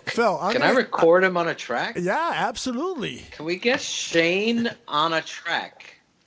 Can you be in rhythm in time? Oh, my God. Phil, I can do it all. You want me to get Hila over here and tell you? She can verify. Yeah. I would love to have her voice recorded on our show. Who's that? His Hila. Wife. Oh, that was with the accent and everything. Go get her. Maybe I can get. You know what I should do? I can probably get some quality audio from Thanksgiving. The fighting Bears versus Eagles. There you go. Can we get a live video footage? You ever hear a 82-year-old woman call somebody a stupid motherfucker? Yeah, Aldo's mother. I could. Oh, that's right. Yeah. I wasn't even referred to your mother either, Aldo. That's the funny part. Maybe your grandmother, or is that your mother? That was my. No, my mom's not that old. No, there'll be a bunch of people there, but yeah, there'll be a lot of that going on because they know that my son and I are both the Bears fans in the family, but there'll be a lot of bad blood boiling. That's for sure. All right, you got a good tweet for us? Yeah, so you better get into it. Yeah, Tony Lewis, and he is verified. I'm not really sure exactly who he is. It's at TEEJAY Lew, Lew. Tony Lewis, and this kind of goes in with our field goal kicker guys. We all saw our rookie quarterback make a couple of big plays there at the end, and unfortunately we had to rely on Mr. Connor Barth to tie the game up for us, and every Bears fan on the planet knew, I think, kind of expected what was going to happen, and we saw his reaction when he kicked that kick about 25 yards to the right instead of through the uprights. Well, Tony Lewis tweeted out, "I really love how Connor Barth kept looking at that field goal attempt as if the ball was going to suddenly hook 25 yards to the left through the upright." And it was. I saw when he tweeted that. I ran it back like 3 or 4 times just to watch it. And if you do, just run that back and just concentrate on Connor Barth and watch him. He did. He was trying his hardest to get that ball to hook. And I mean that. Hila's not a huge football fan, and I showed her the kick, and her exact words, "Is he normal? Isn't that supposed to go? Isn't that supposed to go through those 2 yellow things?" I'm like, "Oh yeah, babe, supposed to go right through there." She just shook her head. So no, I just thought it was really funny. It made me go back and watch that, and I love the way that he phrased it. He just kept looking at that attempt as if the ball was going to suddenly hook 25 yards. So it made me happy. That made me laugh, and it made me happy that Connor Barth is now an ex-Bear, welcoming Cairo Santos. So we will see what he does versus Philadelphia. But Tony Lewis, the verified user, you are the top tweet of the week. Congratulations, Tony. Connor, bye. All right. Actually, I do gotta give one more little shout out here to our guy Alec. He was in contention for the top tweet of the week. He tweeted out to the Bears blog that you guys over there at the Bears blog must not get pussy very often because you're so uptight about everything. So, that was probably the funniest tweet of the week. So that's my favorite. So Alec at Trey Busy. That was pretty awesome. So I got to give you some love there, my man. Absolutely. Can he get a Marsaw? Yeah, well, so your Marsaw's in the mail. Okay. And a fanfare. He deserves one of those too. All right, we're way behind on time, and so that means we are going to do this. Yeah.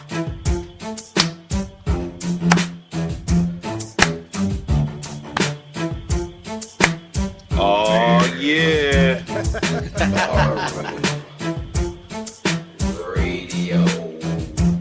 A bear up, a bear down. It's Draft Dr. Phil and the smartest man around. A bear up, a bear down. It's Draft Dr. Phil and the smartest man around. A bear up, a bear down. It's Draft Dr. Phil and the smartest man around. A bear up, a bear down. It's Draft Dr. Phil and the smartest man around. A bear up. This week, Draft Dr. Phil and Shane Marsaw, the smartest man in the bar rooms, bear ups and bear downs of the week.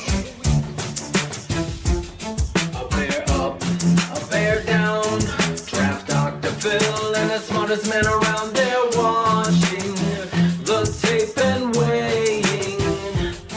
The game is done, the Bears have lost and won, they're playing the tape and grading.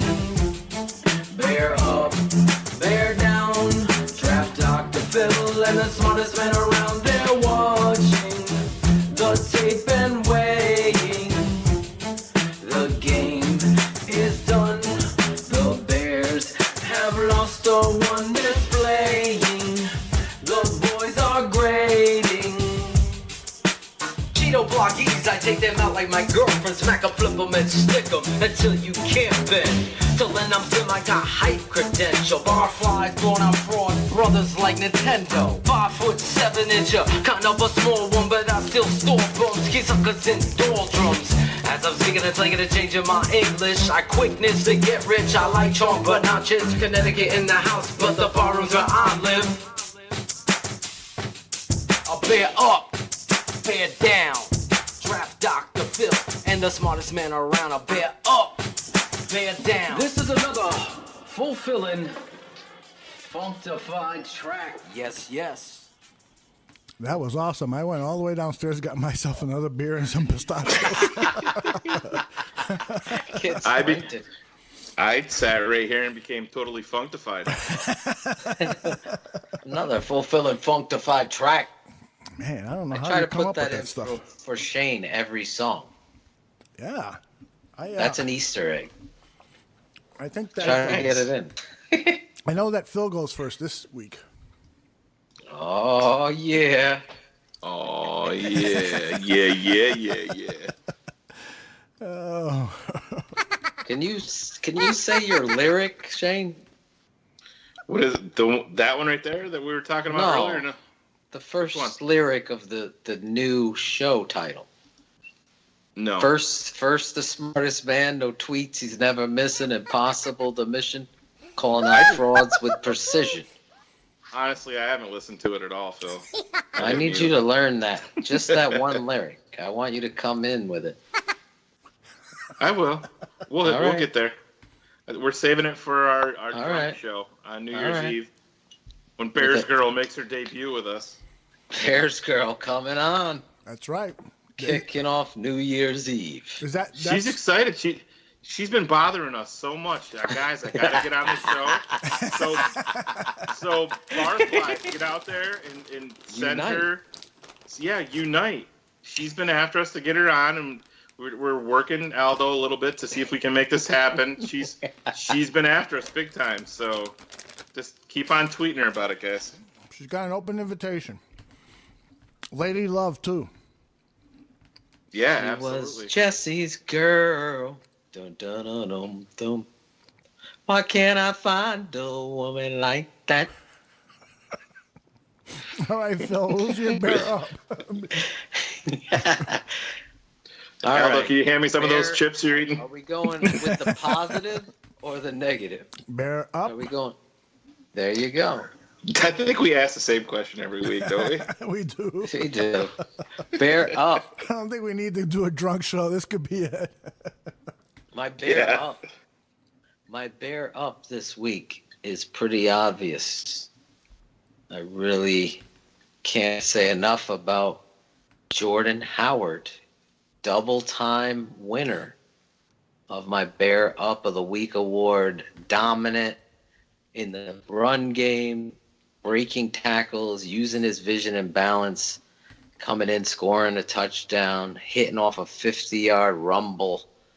Like Aldo said, the only thing he's missing is that third gear that you would love to have out of this football player. But really, just a tremendous effort and job by Jordan Howard, Bear Up of the Week. That's all you got on the guy? I already spoke wax poetic about him. You did. He's just another running back. Aldo. What else Just can you say? another. Just a guy. He's Chris Ivory. That's it. All right. Yeah. Thank you. Thank you. Thank you very much. Shane, the smartest man in the barroom. Who do you got as your bear up? I think I'm probably going to surprise a couple of people here. I think Phil's probably expecting me to take our tight end, Adam Shaheen, but I'm not going to go that. I'm not going to go that direction. I'm going to throw some love for the first time to our young quarterback. Had some, Mitch Trubisky. He had some ups and had some downs, but I like to see more than anything when he had that one. I forget exactly. It was second down, I think, and he walked up. Maybe it was third down. He walked up into that sack, and he turned right around the next down, and he threw a beautiful pass. Moved the sticks, and that was something like that 4th down and 13, guys. That was just. I could sit back and watch that all day. It's a backyard football play, but you just see a little bit more from this kid each and every week. He'll go out and he'll make a mistake, but it seems like the very next down he rectifies it and makes a big play. And that's for every up there's going to be a down with a rookie quarterback, but I got to give him some love because he's starting to stack together some of these bigger plays every week, and I really like where he's headed with everything. So, Mitch Trubisky, you are a first-time winner of my Bear Up.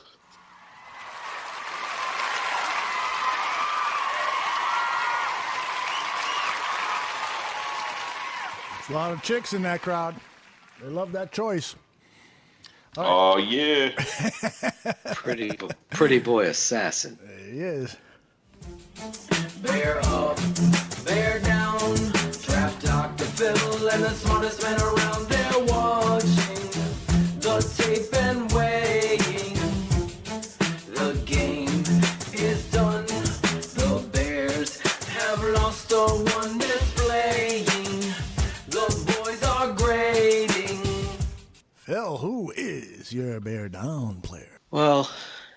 It'd be very easy for me to take a certain kicker that's no longer here. But since, Shane's a mailman, I figured I don't want to stress him out during the day worrying about this. We don't want anybody going postal. So I'm going to roll with the fullback, Mr. Burton. I don't see it. I see average plays being his best play. And when you have that, you got problems. And let me tell you, we got problems when I watch this football player be a lead blocker or any kind of weapon in the passing game. He's short and a blocky, but he's not athletic. And he doesn't finish blocks like a fullback needs to. In fact, there's a play in the highlight reel movie that I did for Barroom 100 Proof.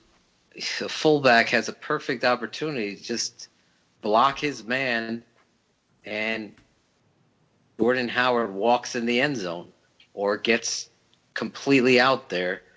Instead, he misses his block. Jordan gets tripped up. He's trying to stiff arm the kid, and you really see the freaking the fullback just do a terrible job every time out. So, Mr. Burton, you are my bear down player of the week. It's a fucking riot, man. They're tearing down Hallis Hall. They want Burton and Barth out of town together. Exactly. All right, Shano, who you got for your bear down? My bear down, going to be a little bit different approach again, and I'm going to go on the offensive side of the ball here to number 75, Kyle Long. Doesn't really have anything to do with his play overall, and I know he's dealing with some a multitude of injuries, like Jay Glazer pointed out, and we here at Bears Barroom pointed out 2 or 3 weeks ago also. But you guys know the play that I'm referring to on that busted play when Trubisky took off and moved the sticks, and all of a sudden Kyle Long comes out of nowhere and hits Sayshawn Robinson and gets flagged. And I know you want your guys to stay on point, to have that attitude and carry it over, but there's also a real fine line from being competitive and to being just stupid and foolish where you can cost your team. And that was a huge momentum killer, as we saw. And like I said, I know we can't say that the very next snap ended up being fumbled by Mitch, and who knows if that would have happened, but Detroit ended up recovering and actually scoring a touchdown on it, and we ended up losing the game by 3 points. So there's your difference right there. But he's a repeat offender with these stupid mental errors because of his temperament, and I realized, like I said, he's upset and probably not exactly where he wants to be physically.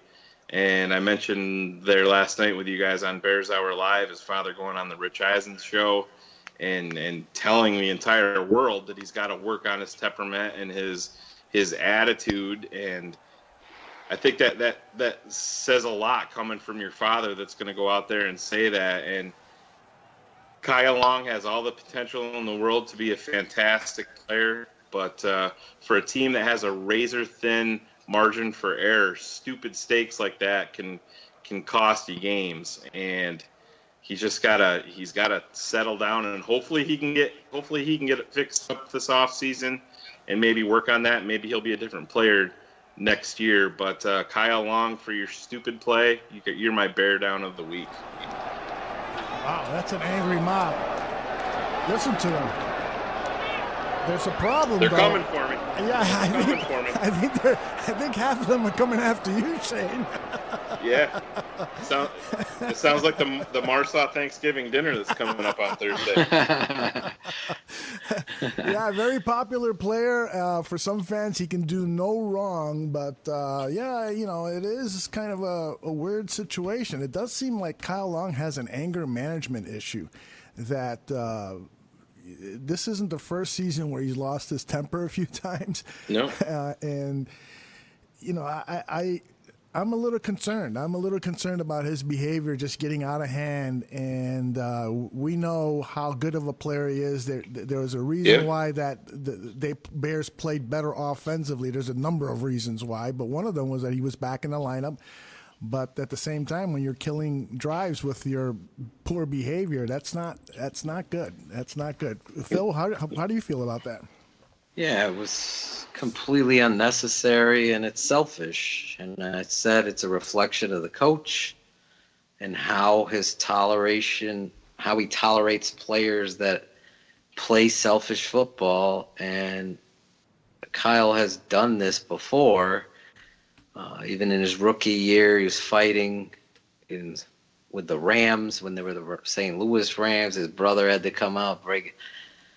There's been moments where this player has done these selfish acts that there's a time and a situation for it. I'm not against players being aggressive. I know we got into a little Twitter storm with my take on Baker Mayfield grabbing his crotch. I think there's a time and a place for that, and I think there's justification in being a competitor. I'm not grabbing against mine right now, Phil. Good. I figured you were. My pipes. I need somebody to grab mine. I just feel as though, he's really got to get it together. As captain on the football team, you have a right to showcase the kind of team that you are. I think was shown in his play there. Like, this is what we're dealing with from this coaching staff, because I don't think that happens with another head coach who will not tolerate that BS. So Kyle selfish. I completely understand where Shane went with that. Guys, let's tackle a few of the questions that we got on Twitter tonight and a couple that maybe we got from Bears Hour Live that we didn't have a chance to address. And then we'll pull the plug on this episode. Actually, and this I didn't tell you guys before we started rolling, as opposed to giving shout-outs at the end of the show, how about if we give our thanks, because this is Thanksgiving week, we can all wax eloquently about what we're thankful for at this time of the year. But first question, Bears fan for life 77, I think has probably the question that's on everybody's mind. He asks, when will Fox pack his shit and get the hell out of town? and does he need help packing his shit up? That's a great question, Bears fan for life, and we will happily pay the moving costs to get him out of town. Justin Litteau, Litteau, at Justin Litteau, he asks, there's seemingly good chemistry with Mitch and Inman. Do you think that the Bears should try to re-sign Inman before the season ends, or let him test the market? Shane, why don't you tackle that one? I have no use for a player on my team if he can't play in the 2-minute drill, Aldo. So I let him up. No, I think he's been a pleasant surprise to me. He reminds me a lot of a Cam Meredith, and he's bringing a little bit of consistency to the wide receiver core.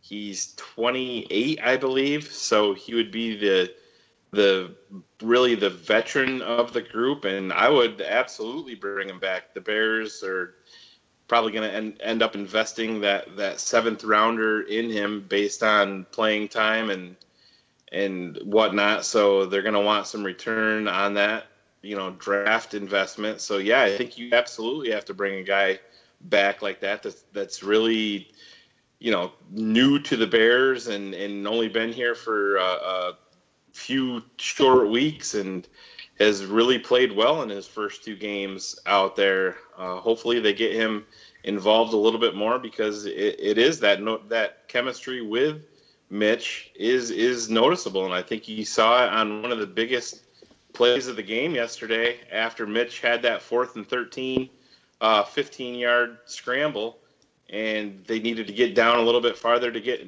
into potential field goal range for Connor Barth. He went to Inman on that little in cut, and it was a beautiful ball, and put it right there, and Inman snatched it and got down, and 100%. Yeah, he's a guy that he's probably on a good team. He's not a number 1 or a number 2, but he's going to bring some veteran leadership and some consistency there, and the Bears definitely need that.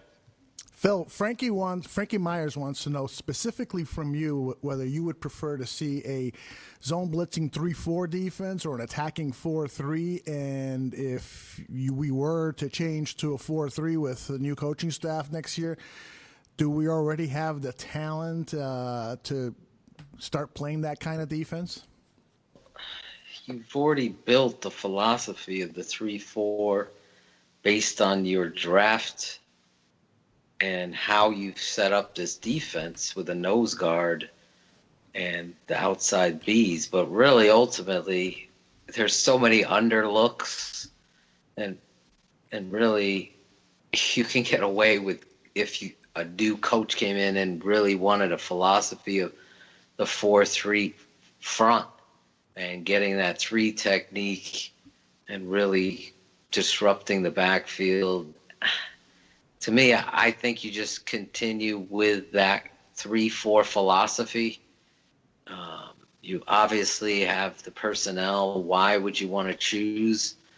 But, I mean, if it meant what coach came in here and assessed, where he wanted his defense to be, then you go with that. But if I was going in there as a head coach and I'm more on the offensive side, where I would be more involved in the offense, obviously with everything, and it's coming into Chicago, I would stay based on familiarity for these players that are there, especially the dynamic ones in Hicks and Leonard Floyd, and you build off those guys with that philosophy. So I would stay the course, but I don't want this to ever be confused, so I'll say it very clear. If this team could easily switch to a 4-3 defense, it's not a 3-year rebuild the defense. No,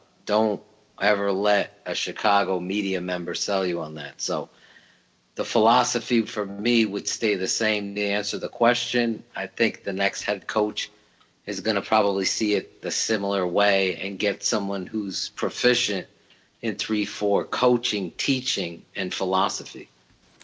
Yeah, I agree with you. When we switched over to the 3-4, I was actually a little disheartened by the whole thing just because of the history of the 4-3 and having a middle linebacker, and Chicago Bears are synonymous with middle linebacker play. We've had the very best of the best play that position here in Chicago. So being without the traditional middle linebacker kind of saddened me.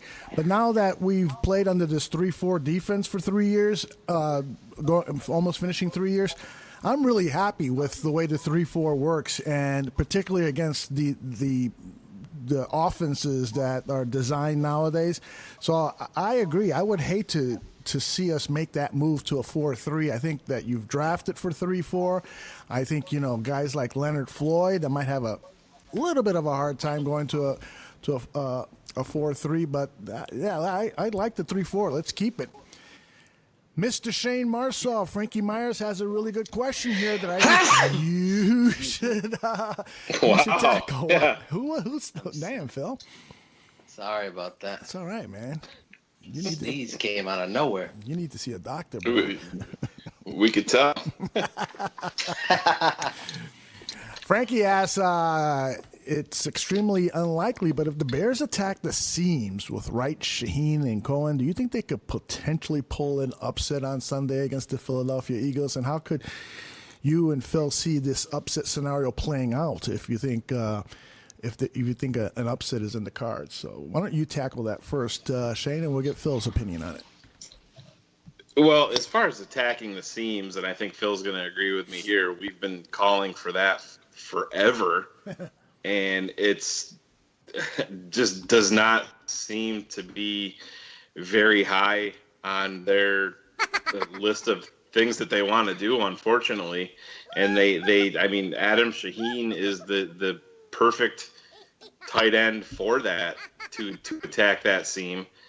And it's again, no rhyme or reason. We say that so many times on the show when we're talking about this offensive coaching staff. It's sad to see, but if they're gonna have any shot to pull off a upset in Philadelphia, the offensive line is going to lead the charge, because this Philadelphia Eagles defensive line is absolutely legit. I mean, Jim Schwartz is an attacking type defensive coordinator, and he's not going to stop at any point. They love to bring the heat on every down, and Fletcher Cox and Vinnie Curry and Timmy Jernigan and Brandon Graham, they're all four of them are fantastic players. And the Bears offensive line is going to have to hold up, and you're going to have to run block, and Jordan Howard, they're going to have to run the hell out of Jordan Howard to control the clock, because Philadelphia, with Carson Wentz and Alshon, and now with Jay Ajayi bouncing off these big runs for them, and they have two great tight ends. It's more than just Alshon. They have good wide receivers. They have depth there, and they're going to have to control the clock. The Bears are going to have to control the clock with the run game, and then be able to go up top and, for some quick strikes to score points. It's just going to, for the Bears to win, they're going to have to put together four quarters, and that's something that I'm not sure if we've ever seen under John Fox, and that's why my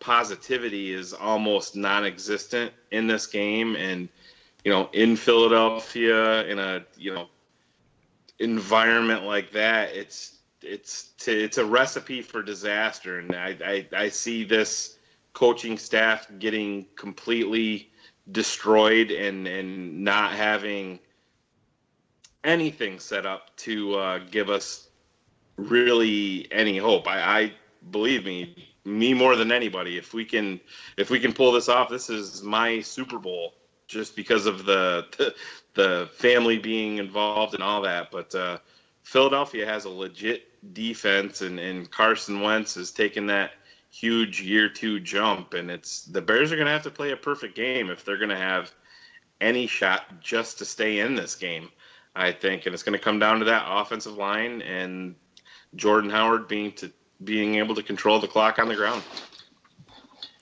Phil Toshan, tell me you're picking the Bears in an upset, and tell me why. I'm not picking the Bears. Oh my gosh, I got to cue up my Bluto soundtrack. Shane hit it out of the park, really. He took everything I really was going to say, so I'm going to try to keep it short. When you're in a tight game with a well-coached football team, that's when you have to be and play perfectly. And really, it's 3 years into John Fox, and we've yet to see this team play a perfect game. They're always winning in a close battle. They're always winning despite themselves. Even in a game they could have dominated against the Ravens, you see special teams gaffes. It's never easy when it should be. And that's why we're so adamant on this show about the truth. I don't see, truthfully, I'm not here to have listeners love us. I want them to. I'm just not here to kiss ass and be a fanboy, fraud brother out there and try to sell you on some proverbial hype train that Larry Mayer came up with at lunch. It's just not going to happen. It just isn't. Everything's not dandy and well and swell. Aldo was singing a song last show in the opener on a Broadway play. Unpopular. The novella they got going on at Hallis Hall is something that Broadway needs to take over, and how not to run a franchise. The because telenovela. they Que need bruto tú eres, John Fox. Que bruto. the murderer. There's no way that you could see this coaching staff preparing this team to play perfect, proficient football and efficiently go out there and find the weaknesses. Frankie's asking the question, Shane's given the answer, the exact one that I would. We've been calling for that for weeks. You see a play done well that you haven't seen, a wide receiver or tight end catching the football that's out in front of them. You've seen that back-to-back weeks when the time under the 2 minute, when you're allowing the kid to open up. You're seeing it again this past week when you saw a different philosophy out there on the football field. The seams and stretching them would be the remedy to attack those safeties and make those cornerbacks peak so you can get a big play dialed up to a McBride, Wheaton, or whoever. So, and Inman running those in cuts and being down high pointing the ball. He needed that kind of receiver and talent on the roster. So to go into Philly and come away with a victory, you're going to need to have a trick play like you saw. What was that, the Ravens game that he did that as well? A halfback toss pass. Mm-hmm. You're going to come out here and do some things that they're not expecting. I'm a big believer that I would run 2 trick plays every game just to make coaches who are scouting my team up late at night and worried about this and spending time on it. I might not even run now, run something else, but really I want to show a reverse, get people off playing base defense and sitting there and just knowing your snap count. So hopefully we see some of what you saw last week with the read option game, and really the remedy would be attack the seams and run Jordan Howard and mix in Cohen, similar to what you saw trying to transpire this past weekend. But I don't think or have any faith whatsoever in this head coach. As somebody who saw Trey McBride go out there, ball out against New Orleans, we've seen this pattern before. We joked about it on the show, and then it transpired and came to fruition. Now you saw something work last week. They're liable to pack that up, not run that kind of offense this week, and really leave Mitchell in precarious situation as well as Howard, and hindering the offense. And that, ladies and gentlemen, was a short answer from Philadelphia. Hey, you guys have disappointed me again, so I'm going to try to play this and see. It's dated, but let's see. Words of Bluto from Animal House, because I'm listening to you guys, and you've got this kind of this negative outlook on the game, and I'm going to paraphrase Bluto and say, we're not going to lose. It's not over. Nothing is over until we decide it is. Was it over when the Germans bombed Pearl Harbor? Hell no. What the f*** happened to the Bears barroom that I know? Where's the spirit? Where's the guts? This could be the greatest Thursday night game of our lives. Sunday. Let it be the worst with your negative attitude because of Mike Glennon. Fuck Mike Glennon. Oh, Mike Glennon is going to ruin it for us. John Fox is going to ruin it for us. He's not. Because what's going to happen is Mitch Trubisky is going to enter the game in the second half. In the first half. National audience. He's going to stage one of the greatest comebacks in NFL history. That's right. He's going to take this team from 3 touchdowns down to a 2-touchdown win. Oh, yeah. And it's going to be the start of a new era. A winning era. All right, fellas. We're going to wrap this show up. 0.0. 0.0 chance, right? Hey, listen, before we go, 2 more quick questions. Ben Drisgula asked a very important question here. He wants to know, which is bigger, the Grammy that Phil is going to win for winning Firefox, or Phil himself? You got to blame Shane. I am bigger than the trophy. You got to blame Shane for that. He started this. All these short jokes. He's always starting shit. And I wanted to address a question that Lou Hempen wrote, and he was jesting about this, but I do want to address it seriously. He has one question: when can we start talking about the 2018 draft and free agency? Well, we're going to start talking about it soon. Danny Shimon is working on a Chicago Bears draft guide, Bears Barroom draft guide, where we're going to identify somewhere between 100 to 200 players who Danny thinks are suitable for the Chicago Bears. So he's busily scouting now, and he's going to write this up. In addition to that, the podcast here, Bears 100 Proof, and other shows in the network lineup are going to be covering the draft and free agency very, very meticulously.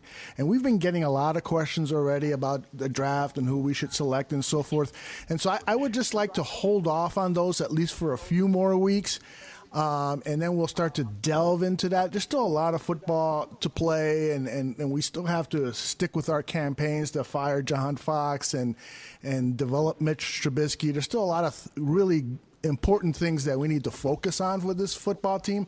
But there's going to come a time where we're going to be providing more draft material for you, our Bears Barflies, than any other outlet out there, and I think you're going to be really, really satisfied. And I know that a lot of you guys are going to participate in that exchange of information. You're going to bring up players to us.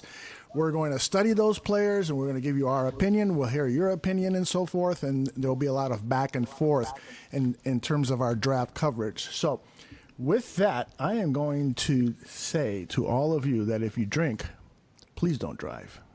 And always bear down. Bear down. Bye, Connor Barth.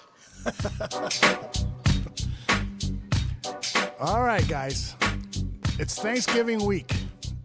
We know what's going to happen at the Shea Marceau house. Oh, fucking. Don't remind me. What happens at the Atoshan house on Thanksgiving week, Phil? Is this like one big Italian gathering and everybody's throwing meatballs at one another? Yeah, the parents are coming down. We're going to go to the local high school game in the morning. They have a 10 o'clock kick. And then we'll come back and watch football and carve turkey and the whole nine. It's really not the Italian meatball side of things. We really go into the Americana. There you go. That's the way to do it, right? Yeah, stuffing, mashed potatoes, sweet potatoes, corn, nice. Gravy. Oh my gosh. Hey, and let me tell you real quickly that over at crescent rolls at the Gandia household, we wait for my brother to come with the stolen turkey. Can you write a play on that? Yeah, we could. It will end with a guilty. It will end with a guilty verdict, is what it will end with. All right, Shane, you want to go first and give out some thanks on this week of giving thanks? Yeah, absolutely. Just want to give a shout out to all of our followers, just in general, the Barflies, and even if you're not, there's some people that aren't even Bears fans that follow me, and they're, all of their tweets to us and everything. They keep us going and really keep us on our game and really keep us motivated to bring these shows to you guys every week. I'm not as involved as Phil and Aldo are, obviously, but still we put in our 5-6 hours every night or every Tuesday night to talk to you guys. We're doing it a little bit earlier tonight, but technical difficulties. But no, I just appreciate everybody out there tweeting and sticking with us and all your well wishes, and to all the barflies especially that are helping us with this Firefox movement. It's a real testament to everybody, and at the end of the day, we're all Chicago Bears fans and want what's best for this franchise. So we got to get our coaching staff out of here, and then everybody can rally behind Mitch, and then off season is here, and that's when the fun all starts. Hey, you do have a heart, man. Yeah, a little bit. Tin Man. Yeah, I think you already saw the wizard. He got his heart, and it is working just fine. Phil, what do you got? Shane really did a great job. The Barflies have united. I can't say any more great things about the willingness to speak up, praise, be compassionate, stand up for the truth. I've had Barflies jump into debates defending the Bears bar room. That means something to me, that you are a part of this team, that you're on our team. You understand that we're standing up for the truth. We're not doing this for $100 for 10 minutes of time like an Andrew Danahy. We're doing this for the fans, the Barflies, and the message that we want this team to be successful. And through that, you need to have smart football people involved. And I can't speak highly enough about my colleagues here. I'm very thankful for Aldo and his production and his efforts in putting out our creativity in a professional and fun way. This is entertainment, and really you do such a tremendous job and really take some of my ideas and Shane's and really bring them to life. And I appreciate you so much, Aldo, for all you do for the Bears Bar Room. I also, I don't know if you wanted to speak. I'm going to finish up with a few words, but please go ahead and finish. I want to thank Shane. I got an oil smartass in the bar room. I got an oil can for Dorothy later. It's coming. This team, Shane, deserves his props. Fighting the good fight on Twitter, never backing down for the bar room and the truth. He cracks me up every day with some of his tweets. And obviously what you bring to the stage here, Shane, is tremendous. I'm thankful for you, and I'm also thankful for Bears Girl coming in, really grabbing the baton and putting graphics and making it a fun atmosphere throughout what we're doing here behind the scenes, and bringing, like Aldo does, almost a competitive level with the two of them graphically putting stuff out there that's really some of the great stuff that I hope fans of the show really appreciate and take the time and look at these graphics and music and videos and all these ideas coming together from one network. And that's Bears Bar Room. I mean, I could tweet out words very easily with 280 now, but how about cutting and editing and putting music behind highlights and bringing you the truth like that? This kind of stuff, I just think that the fans should be thankful as much as we are, and that's what a team is, and I appreciate them. I also want to thank all those people that have Firefox hashtagged and shouted out the show and the song. It makes it fun, it makes it worthwhile, and really appreciate all of you. And I'll shout. Should I shout anybody out this week, or are we just doing thanks? Well, why don't you Happy thanks. Why don't you go ahead and shout? I got plenty of music left. Well, I gotta shout out Chris Bodwich. Oh yeah, Chris. Across the pond, always stepping up for the bar room. Ryan Domus, new guy coming in, shouting out. David Haley, Cuddy and Long, Sandy Tom, Alec, AC loves the Bears, Matthew Ford, C. Busky, Matt Hennessy, J.C. Payton, Big Mo. These are people that are going out. Ultimate Moyer, the Bears K, that are going out there and spreading the word and speaking the truth to the youth, everybody. That's what I like to see. Then the Mike D shout out segment of the show. Might as well shout out Mike D for being a little bitch ass, worrying about Baker Mayfield grabbing his crotch.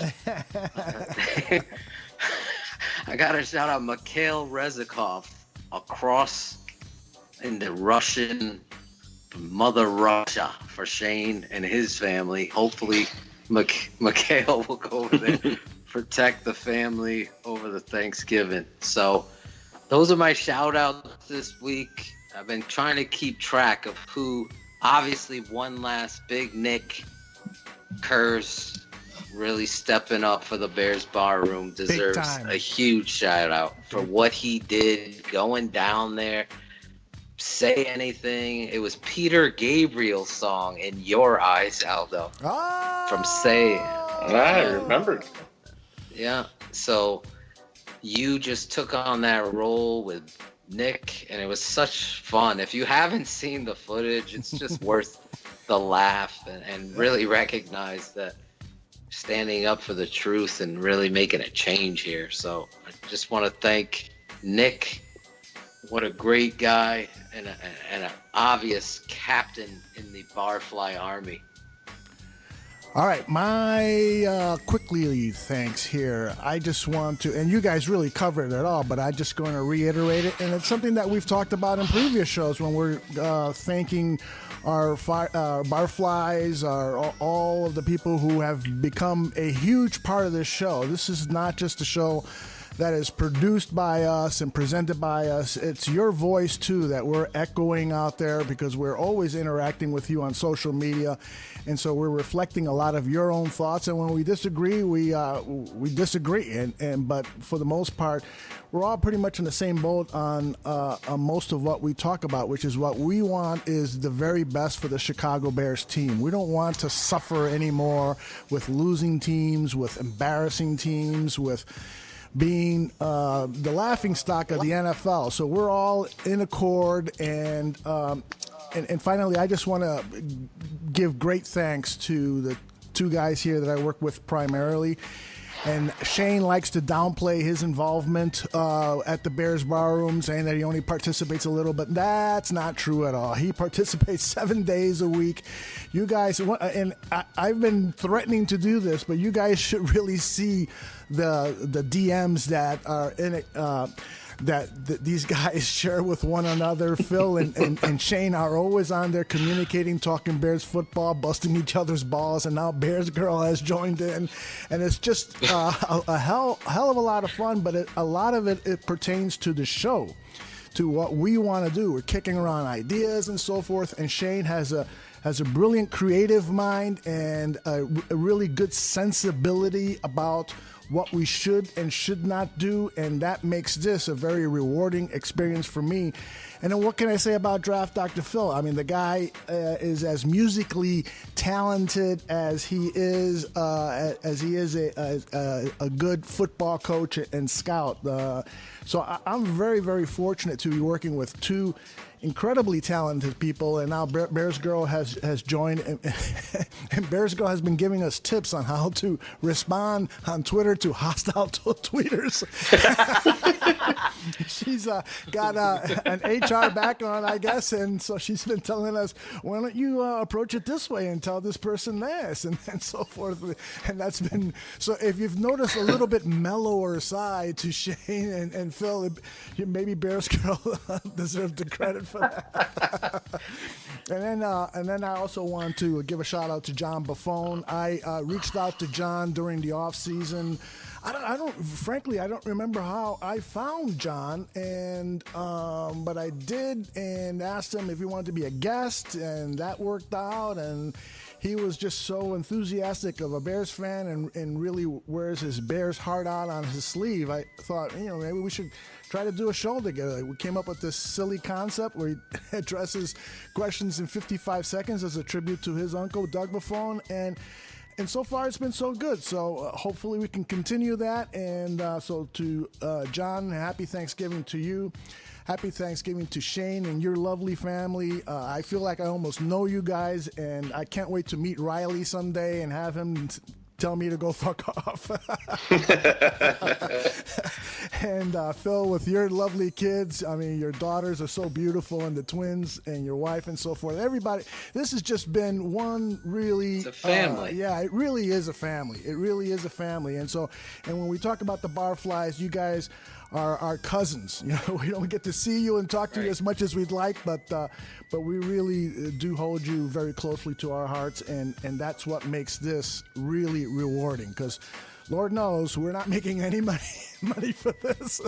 Maybe one day we will, but I just my heart goes out to all of you guys. It's just been really, really fun. All right, anyone want to say one last thing? I got 2 minutes of music left. Drascula, when you gonna shave? Lady Love called and she said, she's thinking twice about that rose that she gave you. All right, fellas. I'm going to bring up the music flow because I really dig this. Oh, yeah. Oh, my gosh. This is a perfect... Oh, yeah. Let's go. This is the perfect Thanksgiving music at my house. It's called Bitch Please. Snoop Dogg.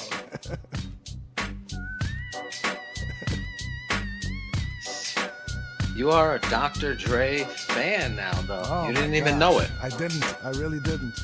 Who the hell is Dr. Dre? I'm just glad beat maker. I'm just glad nobody was thankful for Dustin. Oh, poor Dusty. I'm hoping to meet Dusty Dustin hasn't someday. talked to me since Floyd's injury. So Dustin's down in Miami? Dustin, I love you. Dustin's down in Miami? Or does he live in the Chicago area? You guys know? Guy's He's wearing from Florida. briefs on the beach in Miami. Yeah, he's from Florida. Yeah. He's wearing those European bathing suits. Yeah.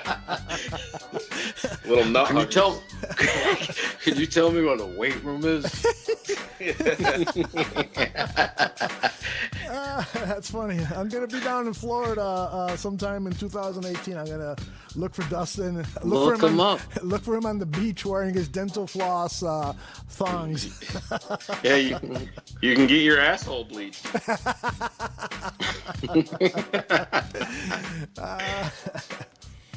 Oh, man. All right, fellas. I'm going to start editing, try to figure out what we recorded here. Yeah. We had a big interruption during the show, Barflies, and so everything's a mess, but we'll put it all together, and you will be listening to it soon.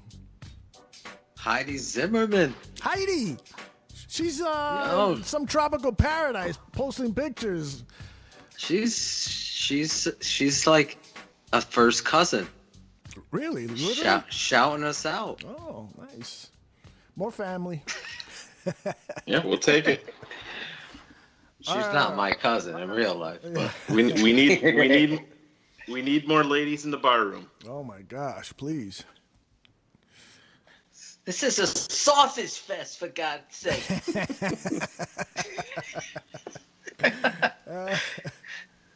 Is it White Boy Wednesday yet?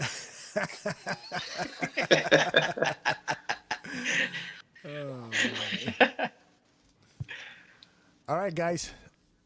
I'm bugging out. Perfect. Right. That's how you end a show. White Boy Wednesday. Yeah. All right, guys. I will right, probably boys. talk to you guys after Thanksgiving. So please have a great time with the family. Give them all a hug from Chicago, and we'll talk soon. Great Same job, to you. by the way, on the commercial. Oh, thank Oh, you. that was awesome. That was awesome. Thank you. Yep.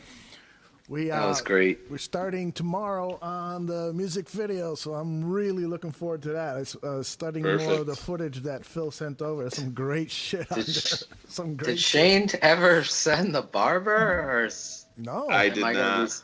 Am I gonna be surprised? No, he fucking blows ass. Blows ass.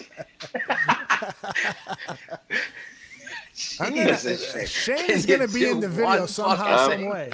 I'm the ultimate slacker. Can you and Riley get together? Let the European film you for fucking 3 seconds. 3, that's all I need. Not even 3, maybe 4, just so he makes sure he has 3. If you don't, I'm going to put your head on a fat girl with small tits. It's been there before. I got a crazy history. So. Can you put his head on Mike Glennon when Akeem Hicks comes pushing him? Can you imagine if that was Jay Cutler, what the firestorm would have been? Oh my God! Get out the way! Get out the way! That kid put that song to it. Oh my God! It's so funny. That was cool. Yeah. But Glennon's never around anybody. No, he's ever. not. He's not. He's got his Always by jacket himself. on. He's the weirdest fucking. Yeah. What a fucking failure on so many levels. He is odd, that's for sure. I almost get the feeling that he's like on his phone trying to make some e-trades and stuff. Yeah. He doesn't give a fuck about what's going on in the game. He doesn't even look like a football player. No, not at He all. looks like a tennis player or a kid at the golf course.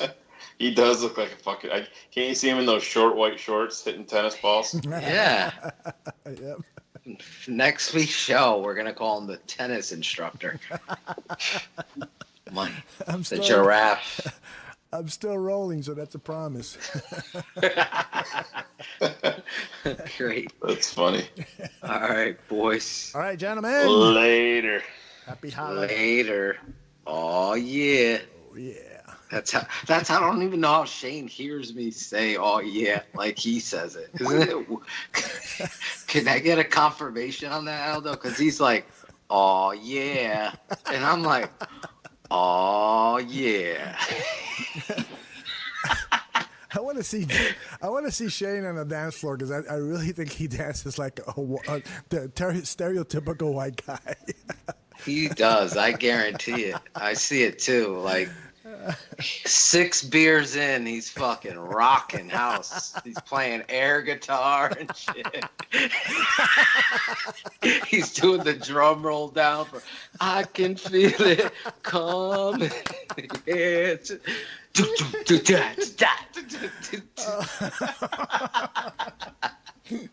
He hung up. He's going to deliver his first letter in about 3 hours. This is a secret surprise for him tomorrow on the podcast. Well, I'm thankful for that dumbass fuck. I got one more surprise. Fuck you, Lauren Cox. All right, Filsky. All right, brother. Take care. Oh my God, who the hell cares?